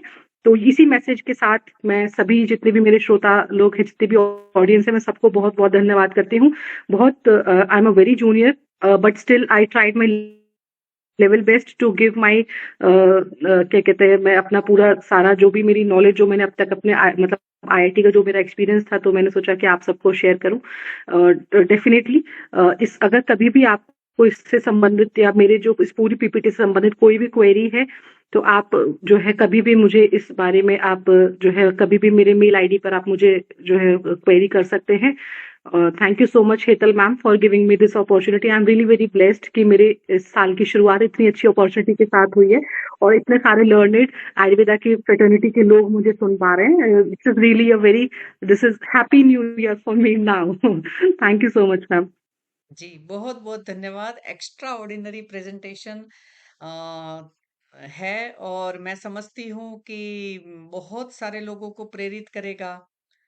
बहुत सारे मुझे बीच बीच में आइडियाज आ रहे थे कि अच्छा चलो ऐसा भी तो सोचा जा सकता है, यूं करते हैं। मैंने कहा ठीक है, बाद में फोन करती हूँ। तो बहुत ही अच्छा लगा, और बहुत सारे लोग भी। Definitely ma'am. जी, बहुत सारे, जैसे डॉक्टर गीता गर्ग मैडम भी जुड़ी हुई है। बहुत बहुत धन्यवाद डॉक्टर साहब, वेलकम डॉक्टर साहब। और आपने भी सराहना की है डॉक्टर की माया, डॉक्टर अच्छी प्रेजेंटेशन के लिए, डॉक्टर भवानी, डॉक्टर मृतिका Singh, doctor Ujjwala, doctor Lakshmi Narayan ji, doctor means बहुत सारे डॉक्टर्स ने इसकी सराहना, डॉक्टर रजनीश जी, है ना। सबका बहुत बहुत धन्यवाद लेक्चर की सराहना करने के लिए। और ये प्लेटफॉर्म इसीलिए है, और 10 साल से डॉक्टर कविता जैसे स्पीकर हमें मिल रहे हैं, और मैं प्राउडली बहुत सारे स्टूडेंट्स को इसीलिए बता पाती हूँ कि बेटा ज्वाइन करिए, क्योंकि इसमें पैसा नहीं रखा हमने, निशुल्क रूप से रखा है कि ज्ञान हमेशा निशुल्क होना चाहिए, है ना। अगर ज्ञान के भी पैसे लगने लग जाए तो अच्छे भारत का निर्माण नहीं हो पाता, क्योंकि प्राचीन भारत में स्कूल मानी ज्ञान, मनोरंजन और चिकित्सा तीनों फ्री थे, तो एक बहुत अच्छे समाज का निर्माण होता है। तो इसीलिए मैं टीचर्स को कुछ हम बहुत सारी शुभकामना देते हैं, एक ई सर्टिफिकेट देते हैं, और बहुत सारा धन्यवाद देते हैं विश्व आयुर्वेद परिषद की ओर से कि आप यहाँ आके एक्स्ट्रा ऑर्डिनरी बहुत सारे पॉइंट्स, मुझे लगता है कि सच में, है ना? क्योंकि हम सोचते हैं कि कैसे इनकॉर्पोरेट करेंगे, कैसे करेंगे, क्या करेंगे, है ना? तो जैसे इनिशियली सोनोग्राफी का डेटा ही तो इन्होंने इकट्ठा किया, है ना? उसी के ऊपर से तो आईयूजीआर बताते हैं फिर, है ना? Yes ma'am. तो सेम इसी तरीके से बिल्कुल हमारा मैम। भी तो डेटा तैयार होगा। आधुनिक उसके साथ हम, जैसे मोदी जी कहते थे ना कि जीएसटी में कमी आओ ना, बताओ ना, आइए बताइए, उसको सुधार करेंगे। हम कह ही नहीं रहे कि ये फुल एंड फाइनल है ना? तो सेम अपनी साइंस में भी ऐसा ही रहेगा कि हम ये नहीं कह रहे कि फुल एंड फाइनल है, सब मिलके करते हैं कि नहीं हमें ऐसा मिला, आपको ऐसा मिला, इसमें ऐसा रहा। तो जैसे ऋतुएं नॉर्थ भारत में थोड़ी सी अलग रहती है, साउथ भारत में थोड़ी सी अलग रहती है, मगर ऋतुओं का एक अच्छा सा डिवीजन तो है ही, है ना? तो इसी तरीके से मुझे लगता है कि अगर ये सारी कंट्रीब्यूशन जो ऑलरेडी वेल एस्टेब्लिश्ड प्रैक्टिशनर है ना, जैसे जो पंचकर्म में ही काम कर रहे हैं, है ना, तो वो इतनी अच्छी साइंस हमें मिली निधि के रूप में, है ना, तो हम भी अपना कंट्रीब्यूशन करें, तो फिर से तक्षशिला नालंदा जैसे विश्वविद्यालय फिर बन जाएंगे कि जहाँ हम इतना ज्यादा डेटा के ऊपर वैविध्यपूर्ण बातों को सम्मिलित करते हुए एक बहुत अच्छा स्वास्थ्य विज्ञान बना पाएंगे। बहुत ही बढ़िया लगा बेटा। और मैं सभी अ, उनको आमंत्रित करती हूँ, अगर किसी के पास कोई प्रश्न है तो आप पूछ सकते हैं, अपना हैंड रेस करिए, मैंने माइक्रोफोन ऑन किया है, तो you can unmute and you can ask your question. यहाँ बढ़िया जी जी जी हाँ जी जी। नमस्ते नमस्ते मैम, नमस्कार डॉक्टर जी गीता। जी जी हाँ जी, बताइए डॉक्टर साहब। हाँ मैम, मेरा एक डाउट डाउट नहीं था, इनका लेक्चर एक तो बहुत बहुत अच्छा था, बहुत ही इंफॉर्मेटिव भी था, विस्तार से था। मेरा एक डाउट ऐसे क्रिएट हुआ कि जैसे एआई चल पड़ी, हम लोगों ने भी सीखी है थोड़ी, तो मैंने एक दो बार ऐसे ट्राई किया, तो जैसे योनि व्यापक डाला मैंने उसमें, है ना, तो हम लोग तो जो चरक में पढ़ते हैं उतने योनि व्यापद वही नाम पता है, पर उसमें नए नए नाम आ रहे थे, है ना, जो हम चरक में पढ़ते हैं उनसे डिफरेंट कुछ आ रहे थे, कुछ इसमें से उसने एलिमिनेट कर दिए। तो ऐसी बातों में थोड़ा डाउट, संदेह क्रिएट हुआ मुझे कि अगर हम लोग एआई के थ्रू इस तरह से नॉलेज लेना चाहते हैं, मैम की बात वो ठीक है कि साउथ का अलग हो सकता है, गुजरात का अलग, हमारा अलग, पर एक कंबाइंड उस डाटे को फिर हम कैसे समझेंगे कि योनि व्यापद कौन से हैं कौन से नहीं हैं, वो मैं समझना चाह रही थी थोड़ा। जी मैम, मैं इसमें आपको ये बताना चाहूंगी कि जैसे एआई है, वो एआई खुद से उसको कुछ नहीं आता। ठीक है मैम, एआई को खुद से कुछ नहीं आता, उसको जो भी आता है ना वो हम ही लोगों ने सिखाया हुआ है। जैसे फॉर एग्जांपल आज से 50 साल पहले किसी ने इंटरनेट पर कुछ लिख दिया, उसने हाँ वहां जी। से कुछ इन्फॉर्मेशन ले ली, तो जो कुछ भी किसी ने 10 साल पहले कुछ और लिख दिया तो उसने वहां से इन्फॉर्मेशन ले ली। लेकिन हमें करना क्या होगा, जो मैंने बीच में लिखा था एआई चैटबॉट्स, और उससे पहले मैंने लिखा था कि हमें आयुर्वेदा का जो हमारा टेक्स्ट है, हमारी जितनी भी संहिताएं हैं, उनको हमें डिजिटलाइज करना होगा। कैसे डिजिटलाइज करना होगा कि उन संहिताओं को हम ओसीआर, ऑप्टिकल कैरेक्टर रिकॉग्निशन के थ्रू हम उनको कन्वर्ट कर सकते हैं एडिटेबल टेक्स्ट में, और उन्हीं संहिताओं को ही जो है एनएलपी के द्वारा एआई एआई के जो चैटबॉट्स जिसकी मैं बात कर रही थी, वो उनके उन्हीं संहिताओं के ही ऊपर हम बनाएंगे। जैसे हम मैं ये नहीं कह रही कि फॉर एग्जांपल किसी नॉन आयुर्वेदिक किसी बंदे ने कहीं कुछ कह दिया योनि व्यापद के ऊपर, अब उसने तो वो भी ले लिया होगा। ठीक है, तो वो जो फिल्टर आउट करने का जो काम है वो हमारा है। वो जो क्योंकि हम बता रहे हैं ना, अब कोई नॉन आयुर्वेदिक बंदा क्यों बताएगा कि कितने योनि व्यापद हैं। अब एआई ने तो वो इन्फॉर्मेशन कहीं से भी किसी ने लिख दी होगी तो उसने ले ली। तो आजकल तो बहुत सारे ऐसे लोग हैं जो so called WhatsApp doctors, Ayurvedic doctors बन चुके हैं। तो हमें वो नहीं करना, हमें अपने ही अपनी नॉलेज और अपने जो है ज्ञान से हमें उसको क्रिएट करना है एआई चैटबॉट्स को। अभी प्रेजेंटली ऐसा एआई का चैटबॉट आयुर्वेदा का कोई है ही नहीं। फॉर एग्जाम्पल चैट जीपीटी है, चैट जीपीटी कोई वो एआई वो आयुर्वेदिक चैटबॉट हम है ही नहीं, वो तो हमें एक बनाना पड़ेगा, हमें उसको क्रिएट करना पड़ेगा, और उसको क्रिएट करने के लिए हमें काम करना पड़ेगा। तो ये जब हम करेंगे तो फिर वो एक एग्जैक्ट और एकदम वही इंफॉर्मेशन देगा जो एक्चुअल आयुर्वेदिक इंफॉर्मेशन है, जो हमारी संहिताओं ने बोला है। मतलब ऐसे ही किसी ने नॉन आयुर्वेदिक बंदे ने कहीं लिख दिया तो वो उसने उसको भी आंसर कर दिया, उसने उसको भी आंसर कर दिया। किसी ने कहीं कुछ ऐसा लिख दिया तो वो वहां से हो गया। तो ये इस कारण से ये जो है एआई ऐसा जवाब दे रहा है। तो हम उस पे हम अभी प्रेजेंटली कंप्लीटली निर्भर नहीं कर सकते, क्योंकि एआई का जो डेटा है वो मल्टीपल जगह से वो उठा रहा है, वो उस डेटा को नहीं उठा रहा है जो हम उसको एक्चुअल जो है फीड कर रहे हैं। तो ये उस वजह से हो रहा है मैम। पर मैम उसमें जो हम लोग 20 योनि व्यापद याद करते हैं या बच्चों को कराते हैं, है ना, उन 20 में से भी वो मतलब कि मैंने चरक एज पर चरक चक्रपाणी ऐसे लिखा था, तो फिर भी वो 12-13 तो सेम थी, है ना, 6-7 बिल्कुल नहीं थी, और नई नई थी। तो मुझे तो हुआ यार इतनी योनि व्यापद होती हैं और हमें पता ही नहीं। तो मतलब वो थोड़ा मुझे मतलब उसके बाद मैंने तो एआई यूज ही नहीं की ऑनेस्टली। मतलब मुझे ये रहा कि मैं बहुत ज्यादा डाउट में हो जाऊंगी उसके बाद, तो इसलिए मैं थोड़ा सा प्रश्न किया आपसे। हाँ जी, अभी मैम हम नहीं कर सकते क्योंकि इस तरीके का कोई एआई का एनएलपी ट्रेन मतलब एनएलपी से कन्वर्ट किया हुआ है ही नहीं अभी। ऐसा कोई चैटबॉट कहीं पर भी नहीं है, पूरे वर्ल्ड में नहीं है ऐसा। तो अभी आप जो भी हम चैट जीपीटी या जो भी अभी प्रेजेंटली जितने भी हमारे एआई के जो भी सॉफ्टवेयर है, हम उस पर रिलाई नहीं कर सकते एज अ एक्चुअल साइंस। मतलब हमारी जो एक्चुअल साइंस बोल रहे हैं हम उस पर अभी रिलाई नहीं कर सकते। ठीक है मैम आपका लेक्चर इतना ज्यादा बढ़िया था कि मुझे बहुत इंपॉर्टेंट काम थे, मैंने सब छोड़ दिए, उसको छोड़ ही नहीं पाई मैं।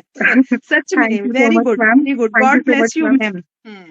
जी बिल्कुल सही कहा। और गीता मैडम यहाँ आने के लिए, अपने व्यूज देने के लिए और सबसे बांटने के लिए भी बहुत सारा धन्यवाद। डॉक्टर उज्ज्वला, आप अपना प्रश्न पूछ लीजिए। नमस्ते मैम, नववर्ष की शुभकामनाएं सबको। मैम कविता मैम, जो आपने टीनिया कैपिटिस का बोला ना, तो उसमें सिर्फ आपने लहसुन का ही लगाया था, उसके बाद थोड़ा प्रच्छन करके लगाया, ऐसे ही लगाया था? यस मैम, उस केस में हम लोगों ने क्या किया था कि पहले जो है उसको प्रच्छान नहीं किया था। प्रच्छान करने से पहले हमने लहसुन को रगड़ा था। लहसुन रगड़ने के बाद में हमने डायरेक्ट उसको जलोका लगाया था। बट कई बार क्या होता था कि लहसुन की जो एक गंध होती है उससे जलोका पकड़ नहीं रही थी, तो हमने कहीं ना कहीं फिर उसको प्रच्छान किया था। मतलब एज सच जब जलोका जब नहीं उसको पकड़ पा रही थी, क्योंकि लहसुन की जो गंध है वो बहुत ज्यादा स्ट्रांग होती थी, तो वो जलोका उसको जो है पकड़ नहीं रही थी उस स्किन को। तो तब हमने प्रच्छान किया था मैम उसमें। और कुछ लेप लगाया था मैम टीनिया कैपिटिस में लोकल के लिए? और क्या ऑप्शंस दे सकते हैं हम घर में? क्योंकि कभी कभी जलव का वो सब पेशेंट जाते नहीं है, डरते हैं। कभी ऑनलाइन भी पेशेंट रहते हैं ना, तो तब हमें थोड़ा प्रॉब्लम हो जाता है। तो वहाँ लोकल में हम क्या घर में जैसे पेशेंट लोकल? हाँ जी मैम जैसे हम इसमें क्या एक्चुअली फंगल इन्फेक्शन का था, तो हमें कहीं ना कहीं एक तरीके से ये फंगल इन्फेक्शन बेसिकली हो गया कि जितने भी मतलब हमारे जो है मतलब विष को हरने वाले ऐसा हमें लेप हमें लगाने थे। तो हमने दशांग लेप हमने उस पेशेंट को दिया था लगाने को। ऑल्दो वो बहुत ज्यादा लगा नहीं पाई उसको, वो बोलती थी कि मैं टाइम नहीं मिलता ऐसा, बट फिर भी उन्होंने ऑन एंड ऑफ उसको लगाया था दशांग लेप को। धन्यवाद मैम। जी मैम, थैंक यू। ओके, बहुत बहुत धन्यवाद डॉक्टर उज्ज्वला, और डॉक्टर कविता का भी धन्यवाद। डॉक्टर निशांत जी नमस्कार, आप पूछ लीजिए, या आप तो बताना भी चाहेंगे तो बता दीजिए। नमस्कार मैडम, नमस्कार जी। आज का ये लेक्चर आपका काफी इंफॉर्मेटिव था, और खास करके जो अपडेट्स के बारे में आपने ये रखा है कि किस प्रकार से हम इंटरनेट को यूज कर सकते हैं। मैं कुछ एक प्रश्न आपसे करना चाहूँगा, क्योंकि जब हम पेशेंट असेसमेंट करते रोगी की परीक्षा करते हैं, तो दो चीज़ें जो चरक ने बताई, गुरु व्याधित और लघु व्याधित।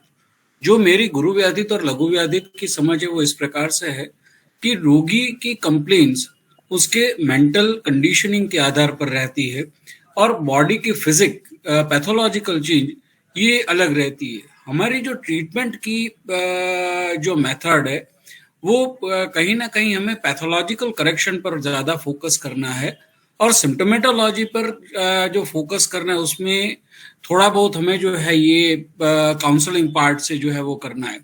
अब क्या हमारे पास ऐसी कोई टेक्निक हम डेवलप कर सकते हैं, जैसे आज हमारे पास स्मार्ट वॉच है कि जिससे हम अपने ब्लड प्रेशर को, ऑक्सीजन लेवल को ये नाप रहे हैं, क्या अभी ये काम हुआ है? और ये काम करना हो तो उसके लिए बेस क्या रखेंगे? जो हमें डेटाबेस बनाना होगा, तो डेटाबेस किस प्रकार से बनाना होगा, वो एल्गोरिथम हमें किस प्रकार से डिजाइन करना होगा। एल्गोरिथम पर मैंने थोड़ा काम किया था, मैं उस पर एक आर्टिकल लिख रहा था। मैंने ये आर्टिकल 2011 में शुरू किया था, पर आज तक मैं ये आर्टिकल कंप्लीट नहीं कर पाया, क्योंकि इतने मल्टीपल डायलॉग बॉक्सेस आयुर्वेद में हैं कि आगे चल करके मैं खुद ही जो है यहाँ पर फंस गया हूँ। तो मुझे अगर आप इस बारे में थोड़ा गाइड करें। जी। सर, जहाँ तक मैं आपके सवाल को समझ पा रही हूँ, आप ये कहना चाह रहे हैं कि मतलब मानसिक रूप से अगर हम रोगी की चिकित्सा करना चाहते हैं, तो उसको हम कैसे कर सकते हैं और किस तरीके से हम उसको डिजाइन कर सकते हैं, राइट? जी। दोनों तो हमें तो जो है वो ट्रीटमेंट में तो दोनों करना पड़ेगा। एक तो जो है वो जो हमारी बेसिक ट्रीटमेंट रहेगी, जो शरीर पर है, जो शरीर के रोग है, उसकी तो जो है वो कंप्लीट पैथोलॉजिकल रिकवरी पर करनी है, क्योंकि हमने उपचार और चिकित्सा दोनों अलग अलग रखे हैं। तो ये स्पष्ट है कि हमारी जो ट्रीटमेंट है वो हमें पैथोलॉजिकल रिकवरी और रिस्टोरेशन ऑफ द होम्योस्टेसिस ये करना है, जैसे हम प्रकृति स्थापन कहते हैं। तो ये हमें करना होगा। हमारे पास ऐसे कोई टूल हो कि हम पेशेंट को दिखा सके कि भाई हमारे जो है आपके आईटी से कि भाई ये आपको दिक्कत है, we need this much correction, so you need to continue medicine till that time. जी। हाँ सर, इसके लिए Yes. ना इसके लिए सर मैंने जैसे बीच में एक वो ऐड किया था कि जैसे हार्ट रेट वेरिएशन है। वोमिटस का हार्ट रेट वोमिटस का टंग का ये आपने कहा था। और उसके अलावा सर जैसे जब हम मानसिक उसकी बात करते हैं, कोई जैसे क्या कहते हैं, किसी का सत्व है, अगर वो कमजोर सत्व का है, तो ऐसे केस में हम क्या होता है ना कि जैसे वो छोटी सी व्याधि से ही वो डर जाते हैं। अब वो भय में है, उनका डर है, कहीं ना कहीं वो शोक में है, तो उनका रेस्पिरेशन रेट और उनका हार्ट रेट हमेशा वेरी करता है सर। ऐसे केस में अगर मान लीजिए आपके पास कोई ऐसा पेशेंट आता है जिसका हमेशा हार्ट रेट बहुत ज्यादा बढ़ा हुआ है अपनी व्याधि की वजह से, तो हम उसको ये दिखा सकते हैं कि देखो सर, आप जब आए थे हमारे पास में शुरू में, तो आपका हार्ट रेट इतना ज्यादा रहता था, और अभी जब हम आपकी मेडिसिन दे रहे हैं और ये सारा कर रहे हैं, हम आपको ट्रीटमेंट दे रहे हैं, चाहे फिर आप उसमें मतलब शमन चिकित्सा हो गया, शोधन चिकित्सा हो गया, मिलता है कविता जी, ये हर एक में नहीं मिलता है। ये आपने जो है ये सही कहा, पर ये ऐसा सिम्टम है कि ये जो हर एक में नहीं मिलता है, इनवेरिएबली मिलना है। अगर हमें जो जनरलाइज करना है तो हमें ये करना पड़ेगा दैट शुड बी अनवेरिएबली प्रेजेंट, और अगर इसमें कहीं पर भी एक्सेप्शंस हैं तो वो भी फाइनाइट होने चाहिए। ये ऐसा सिम्टम है, ये एम्पेरिकल है, ये एम्पेरिकल है। मैं आपकी बात समझ, क्लिनिकली हम ये करते हैं, पेशेंट को हम समझाते हैं, पर ये कहीं ना कहीं एम्पेरिकल है। आज हम एविडेंस बेसिस की बात करते हैं, तो हम किस प्रकार से उस एविडेंस को डिराइव करेंगे। सर जैसे अगर आपने ये काम किया हो तो it would be information to all of us. Sir वही, हाँ, मैं इसमें बताती हूँ कि ना क्या कहते हैं, एक ना आईआईटी में एक मतलब अभी इस टाइम पर भी वो चल रहा होगा डेफिनेटली वो ट्रायल, तो वो ट्रायल चल रहा है क्या कहते हैं, ये भ्रामरी प्राणायाम के ऊपर कि किस तरीके से वो काम करता है। तो उनके कुछ ऑब्जेक्टिव हैं जिसमें उन्होंने ना रिकवरी का एक ऑब्जेक्टिव रखा हुआ है। हालांकि कुछ मतलब सिम्टोमेटिक ऑब्जेक्टिव तो है ही, बट उन्होंने रिकवरी का ऑब्जेक्टिव रखा हुआ है, जिसमें उन्होंने ना क्या कहते हैं, इस तरीके की बहुत सारी ऐसी वेरिएबल्स जो रिंग्स हैं, ऐसी रिंग्स अपने पेशेंट को दी हुई हैं और उनको बोला हुआ है कि आप 1 महीना 2 महीना आप ये प्राणायाम कीजिए। तो उनकी जो रिकवरी है वो ओवरऑल स्लीप रिकवरी, यानी कि उनकी स्लीप में सोते समय उनकी जो रिकवरी है वो कैसी हो रही है, तो वो उसको फाइंड आउट कर रहे हैं। तो मुझे लगता है कि अगर भ्रामरी प्राणायाम में अगर उसको यूज किया जा सकता है, तो क्यों ना कहीं मतलब हम लोग भी उसको इस तरीके से हम यूज कर सकते हैं, इस तरीके के कि स्लीप रिकवरी कैसी हो रही है मरीज की। क्योंकि सूक्ष्मतर जाकर के आपकी मन जो है वो इफेक्ट तो करेगा ही करेगा उस पे। तो स्लीप रिकवरी से हम शायद वो आए तो हम उस पर थोड़ी वर्कअप करेंगे। जी, बहुत-बहुत धन्यवाद doctor Kavita. Doctor thank Bhavani you ने वेरी एक मच प्रश्न पूछा कविता जी। है। हेलो। हाँ, डॉक्टर कविता, यस डॉक्टर मैम। भवानी ने एक प्रश्न पूछा है, can AI work on personalised treatment? Doctor Bhavani, chat box में है। हाँ, यस मैम, मैंने आपका क्वेश्चन देख लिया है। तो यस मैम, डेफिनेटली, मतलब मुझे लगता है कि 1001% एआई एक पर्सनलाइज्ड जो है चार्ट क्रिएट करने में हमें हेल्प करेगा। लेकिन एआई ना, वही मैंने बोला कि एआई खुद से कुछ नहीं करता, उसको हमें डेटा देना पड़ता है, तब वो उसी को ही डेटा को यूज करके वो हमें देता है। ठीक है। अब मान लीजिए मैंने आपको बताया था कि फॉर एग्जांपल हम सभी अगर इस तरीके का एक सॉफ्टवेयर यूज करें, जैसे कुछ एलोपैथिक मॉडर्न हॉस्पिटल में तो गवर्नमेंट ऑफ इंडिया ने इसको दिया है कि आपको जैसे हम लोग रजिस्टर में भरते हैं, ये पेशेंट आया, इसकी ये बीमारी है, ये मैंने जो है दवाइयां दी, ये इसका टेस्ट था, ये टेस्ट इसकी वैल्यू ये थी, और ऐसा उसका अब अभी फिलहाल अभी ये उसका फॉलोअप चल रहा है। तो ऐसा रजिस्टर्स में हम लोग भरते हैं, ठीक है। लेकिन गवर्नमेंट ऑफ इंडिया ने बहुत सारे एलोपैथिक हॉस्पिटल्स में, और मुझे लगता है कि आयुर्वेदिक हॉस्पिटल्स में भी, गवर्नमेंट हॉस्पिटल्स में भी ये अब बहुत जल्दी आने वाला है ये प्रोविजन, कि आपको जो कुछ भी आपका डेटा है, आप उस डेटा को जो है आपको उस ऑनलाइन प्लेटफॉर्म में डालना होगा, जो भी आपने ट्रीटमेंट किया, जो भी आपका डेटा है। आप रजिस्टर्स में नहीं भर सकते, बिकॉज रजिस्टर्स वाला डेटा तो पैनिक हो जाएगा, उसका कुछ भी नहीं किया जा सकता, वैसे ही पड़ा रहेगा। तो वो डेटा हो जाएगा उस एक पर्टिकुलर वेबसाइट या सॉफ्टवेयर में। तो वो जो पर्टिकुलर जो आपका तैयार हुआ है, वहां से आप डेफिनेटली, हमें हेल्प हो सकती है एक पर्सनलाइज ट्रीटमेंट प्लान क्रिएट करने की। For example, all institute of Ayurveda में महीने में गृद्रसी के 100 पेशेंट आए। उन गृद्रसी के 100 पेशेंटों में आपने क्या दवाई दी, उनकी क्या एज ग्रुप थी, उनको जो है क्या उनका टेस्ट आपने कराया, आपने उनको क्या उनको पथ्य आहार विहार बताया, जो भी सारी चीजें, तो वो सब आपको उस एक पर्टिकुलर उसमें medical EMR, electronic medical records में आपको वो डालना पड़ेगा। ये कंपल्शन होने वाला है बहुत जल्दी। तो ये कहीं ना कहीं हमको फिर वो जो डेटा तैयार होगा ना, उस डेटा के बेसिस पर हम डेफिनेटली पर्सनलाइज्ड ट्रीटमेंट प्लान हम बना सकते हैं। और जो कि अच्छा, वो जो डेटा है वो होगा किसका, वो हम सभी जो वैद्य और जो चिकित्सक हैं, जो अपने अपने संस्थानों में जगह हर जगह काम कर रहे हैं, तो वो उनका डेटा होगा। तो उस डेटा को हम लोग जो है यूज कर सकते हैं अपने इस तरीके से अपने उसमें क्या पर्सनलाइज ट्रीटमेंट प्लान बनाने में। और वो हमें कंबाइंड वो देगा कि वो 100 गृद्रसी के पेशेंट है, तो उसमें क्या क्या ऐसी चीजें बताई गई हैं उन डॉक्टर्स के द्वारा, तो वो हमारे पास जो है एक डेटा आ जाएगा, और वहां से हम पर्सनलाइज ट्रीटमेंट प्लान बना सकते हैं। आपको सिम्टम्स आप लिख दोगे, क्योंकि अब वो उसके पास डेटाबेस हो गया 100 मरीजों का, तो उन 100 मरीजों से वो पैटर्न एनालाइज करेगा, रिकॉग्नाइज करेगा कि इस तरीके के लक्षण में, इस प्रकृति में ये सारी चीजें दी गई हैं, तो भाई आप इसको यूज कर सकते हो। और बशर्ते इस तरीके के जो सॉफ्टवेयर जो डेवलप हो, उसको यूज करने का अधिकार केवल एक रजिस्टर्ड मेडिकल प्रैक्टिशनर्स के पास होना चाहिए। इस तरीके की लीगलाइज्ड चीजें अगर होंगी तो डेफिनेटली हम इसको यूज कर सकते हैं। जी, बहुत-बहुत धन्यवाद। और मुझे ये भी लग रहा है कि जैसे बहुत बार, जैसे एज़ अ चिकित्सक, है ना? जैसे हमारी एक उम्र हो गई, उसके बाद हमें जो लिख के मज़ा आता है ना, तो वो टाइप करके नहीं आता, है ना? तो एक आत्मसंतुष्टि सी रहती है। तो मैंने अभी कहीं ऐसा ऐप भी देखा कि जो आपका डेटा है, उसको आप स्कैन करके अपलोड कर दो, तो वो इसको डिजिटल में भी कन्वर्ट कर देता है, ऐसे यूँ टाइपिंग में। है ना? तो वो मुझे अच्छा लगा कि इससे क्या पता है, जो जी। हमारी उम्र वाले और या हमारी उम्र से भी बड़े वाले, जो हम जैसे हैं, कि भाई लिख के मजा आता है, तो फिर उसको स्कैन करके अपलोड कर दिया, वो ज्यादा अच्छा है। Then we will create big data, है ना? बहुत ही अच्छा फिर हो सकता है, क्योंकि वरना यस मैम, दिक्कत रहती है। हाँ इसी जी। टेक्नोलॉजी को हम OCR, हाँ मैम, इसी टेक्नोलॉजी को हम OCR बोलते हैं, ऑप्टिकल कैरेक्टर रिकॉग्निशन। तो जो भी हमारे जो जैसे जो भी हमारे सीनियर वैद्य हैं, जो मतलब पैसा प्रिस्क्राइब करना चाहते हैं, तो उसको स्कैन करके उस पर डेटा डाल दें, तो वो डेटा पूरा एक मतलब टेक्सचुअल एडिटेबल फॉर्म में वो उसमें फीड हो जाएगा।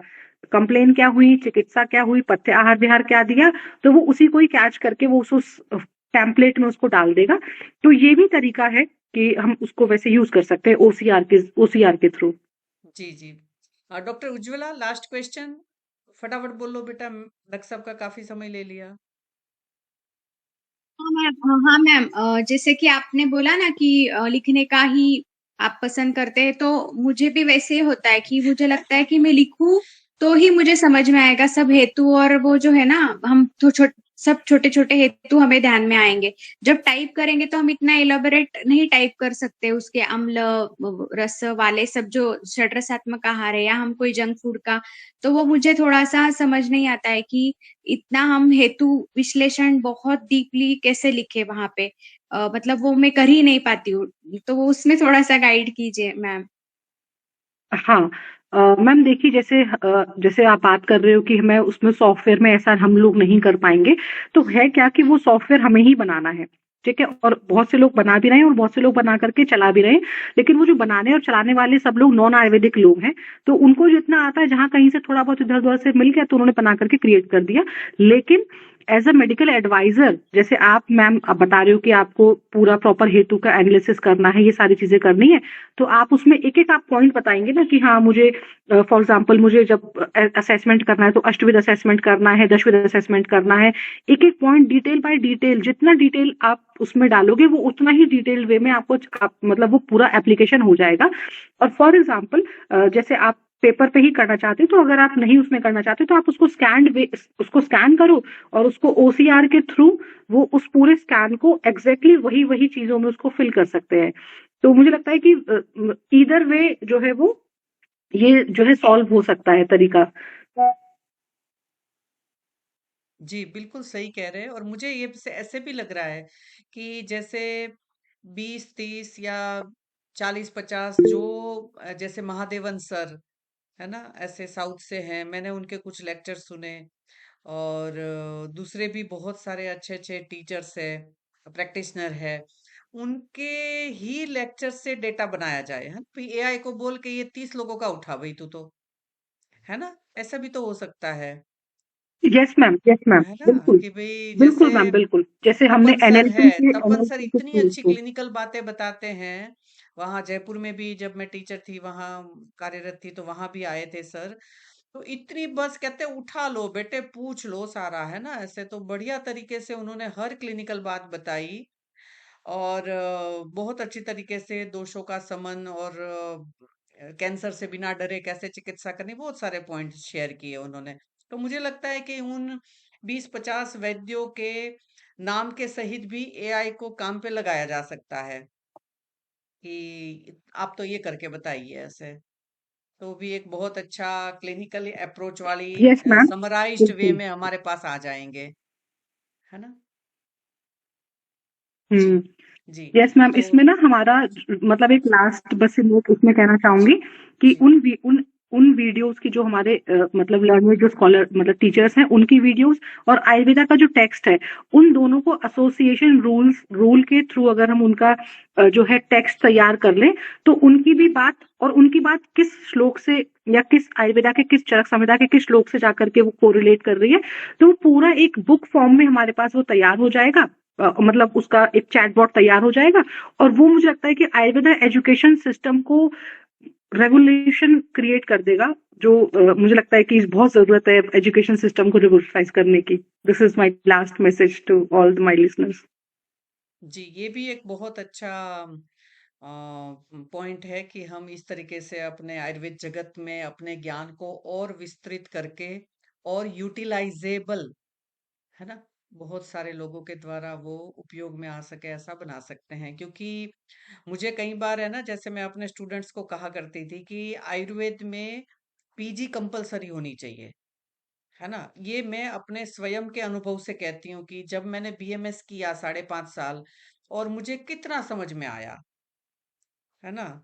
तो मुझे लगता है कि नहीं, असली समुद्र कैसा होता है वो समुद्र को देखने के बाद ही पता चलता है ना। यूं नहीं पता चलता है कि इतनी बड़ी जल राशि, है ना, इतनी ऐसे इतनी होती है क्या। ऐसे हमने तो सरोवर देख लिया, है ना, ऐसे दूसरे देख लिए, मगर समुद्र महासागर अलग ही बात है। तो मुझे आयुर्वेद में ऐसा महसूस हुआ पीजी करके कि नहीं, सही में तब अगाधता समझ में आई। तो आयुर्वेद में सभी स्कॉलर्स के लिए पीजी कंपलसरी होनी चाहिए, कि चाहे जब भी करो तब भी करो, मगर पीजी करनी है। तो उसकी महानता, और ये और बहुत सारे पॉइंट है कि जो हम उसको अच्छी तरीके से उन कंट्रीब्यूशन को, महर्षियों के कंट्रीब्यूशन को समझ सके। तो ये आपका बहुत अच्छा पॉइंट है कि महर्षियों के रेफरेंस को साथ में लेके, है ना, एआई के लिए तो क्या है, बहुत इजी है कि ले बेटा काम पे लग जाओ। तो मुझे लगता है कि बहुत अच्छी तरीके से, है ना। तो मुझे सीपी शुक्ल सर की याद आ रही है कि मैं 1988 में गुरुजी को मिलने गई। मेरे एक टीचर ने अपने क्लास में बताया कि गुरुजी मेडिसिन गोलवाला और चरक संहिता सामने रख कर पढ़ाते हैं, दोनों ऐसे, कि देखो चरक ने ये लिखा है, सेम चीज मेडिसिन गोलवाला ने लिखी है। तो भाई चरक तो पहले लिखी गई ना, गोलवाला तो बाद में लिखी गई ऐसे, मगर जैसे जस्ट उसका संस्कृत का ट्रांसलेशन इंग्लिश में है। और ऐसे बहुत सारे पेशेंट्स के डायग्नोसिस सहित सर ने बताया था।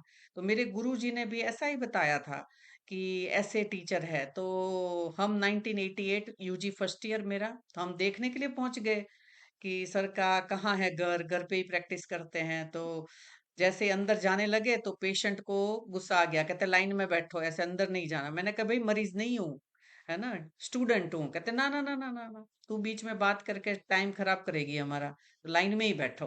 तो हम भी लाइन में बैठ गए। फिर धीरे धीरे धीरे लाइन आगे सरकती गई और हमारी भी बारी आ गई।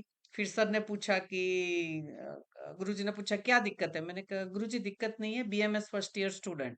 तो कहते खड़ी हो जा साइड में, ऐसे करके एक साइड में हमें खड़ा कर दिया। और उसके बाद लगभग गुरुजी ने 50-60 पेशेंट देखे होंगे, और सभी पेशेंट्स में दोनों चीज गुरुजी ने करके दिखा दी, है ना। और बिना कहे गुरुजी ने पुस्तकें पकड़ा दी, कहते उधर है ना अलमारी से ये 2 पुस्तक निकाल लो। और बताते गए दोनों चीज कि ये है वो है। उसको पूछिए, किसी को फॉलोअप केस था, किसी का नया केस था। तो बहुत सारे केसेस में तो जो मैंने गुरुजनों के बारे में सुना था, गुरुजनों से, तो बहुत ही बढ़िया लगा कि हाँ, इससे क्या पता है, फर्स्ट ईयर में ही ऐसे गुरु के दर्शन से समझ में आ गया कि सीखने के लिए, जानने के लिए अ, हमारे पास बहुत कुछ है ना। एक जीवन कम पड़ जाए इतना ज्यादा है। और हमें अपना दी बेस्ट कंट्रीब्यूशन करना चाहिए इसमें, जितना अपने से हो सके। तो आज का व्याख्यान विश्व आयुर्वेद परिषद की ओर से आपका बहुत बहुत व्याख्यान के लिए धन्यवाद।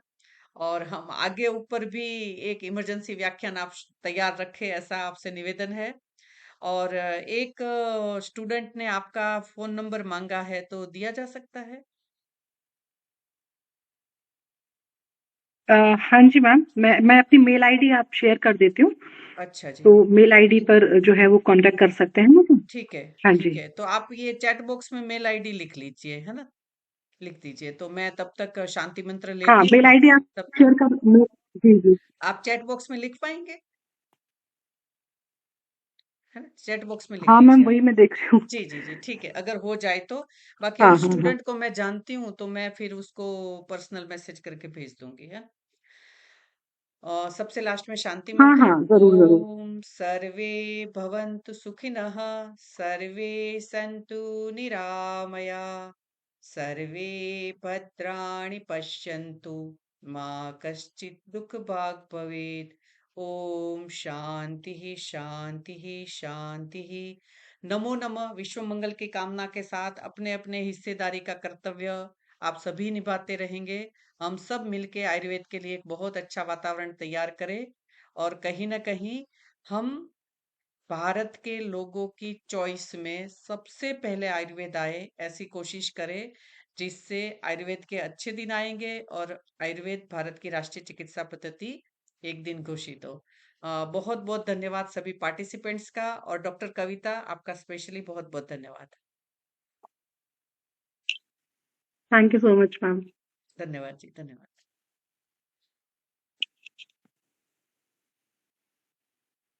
मैम मैंने मेल आईडी शेयर कर दिया है, तो हाँ जी, हाँ जी, फिर मैंने देख लिया, तो बस इसीलिए यहाँ से उनको मिल जाएगा। और यस, है ना। ओके, बहुत बहुत धन्यवाद।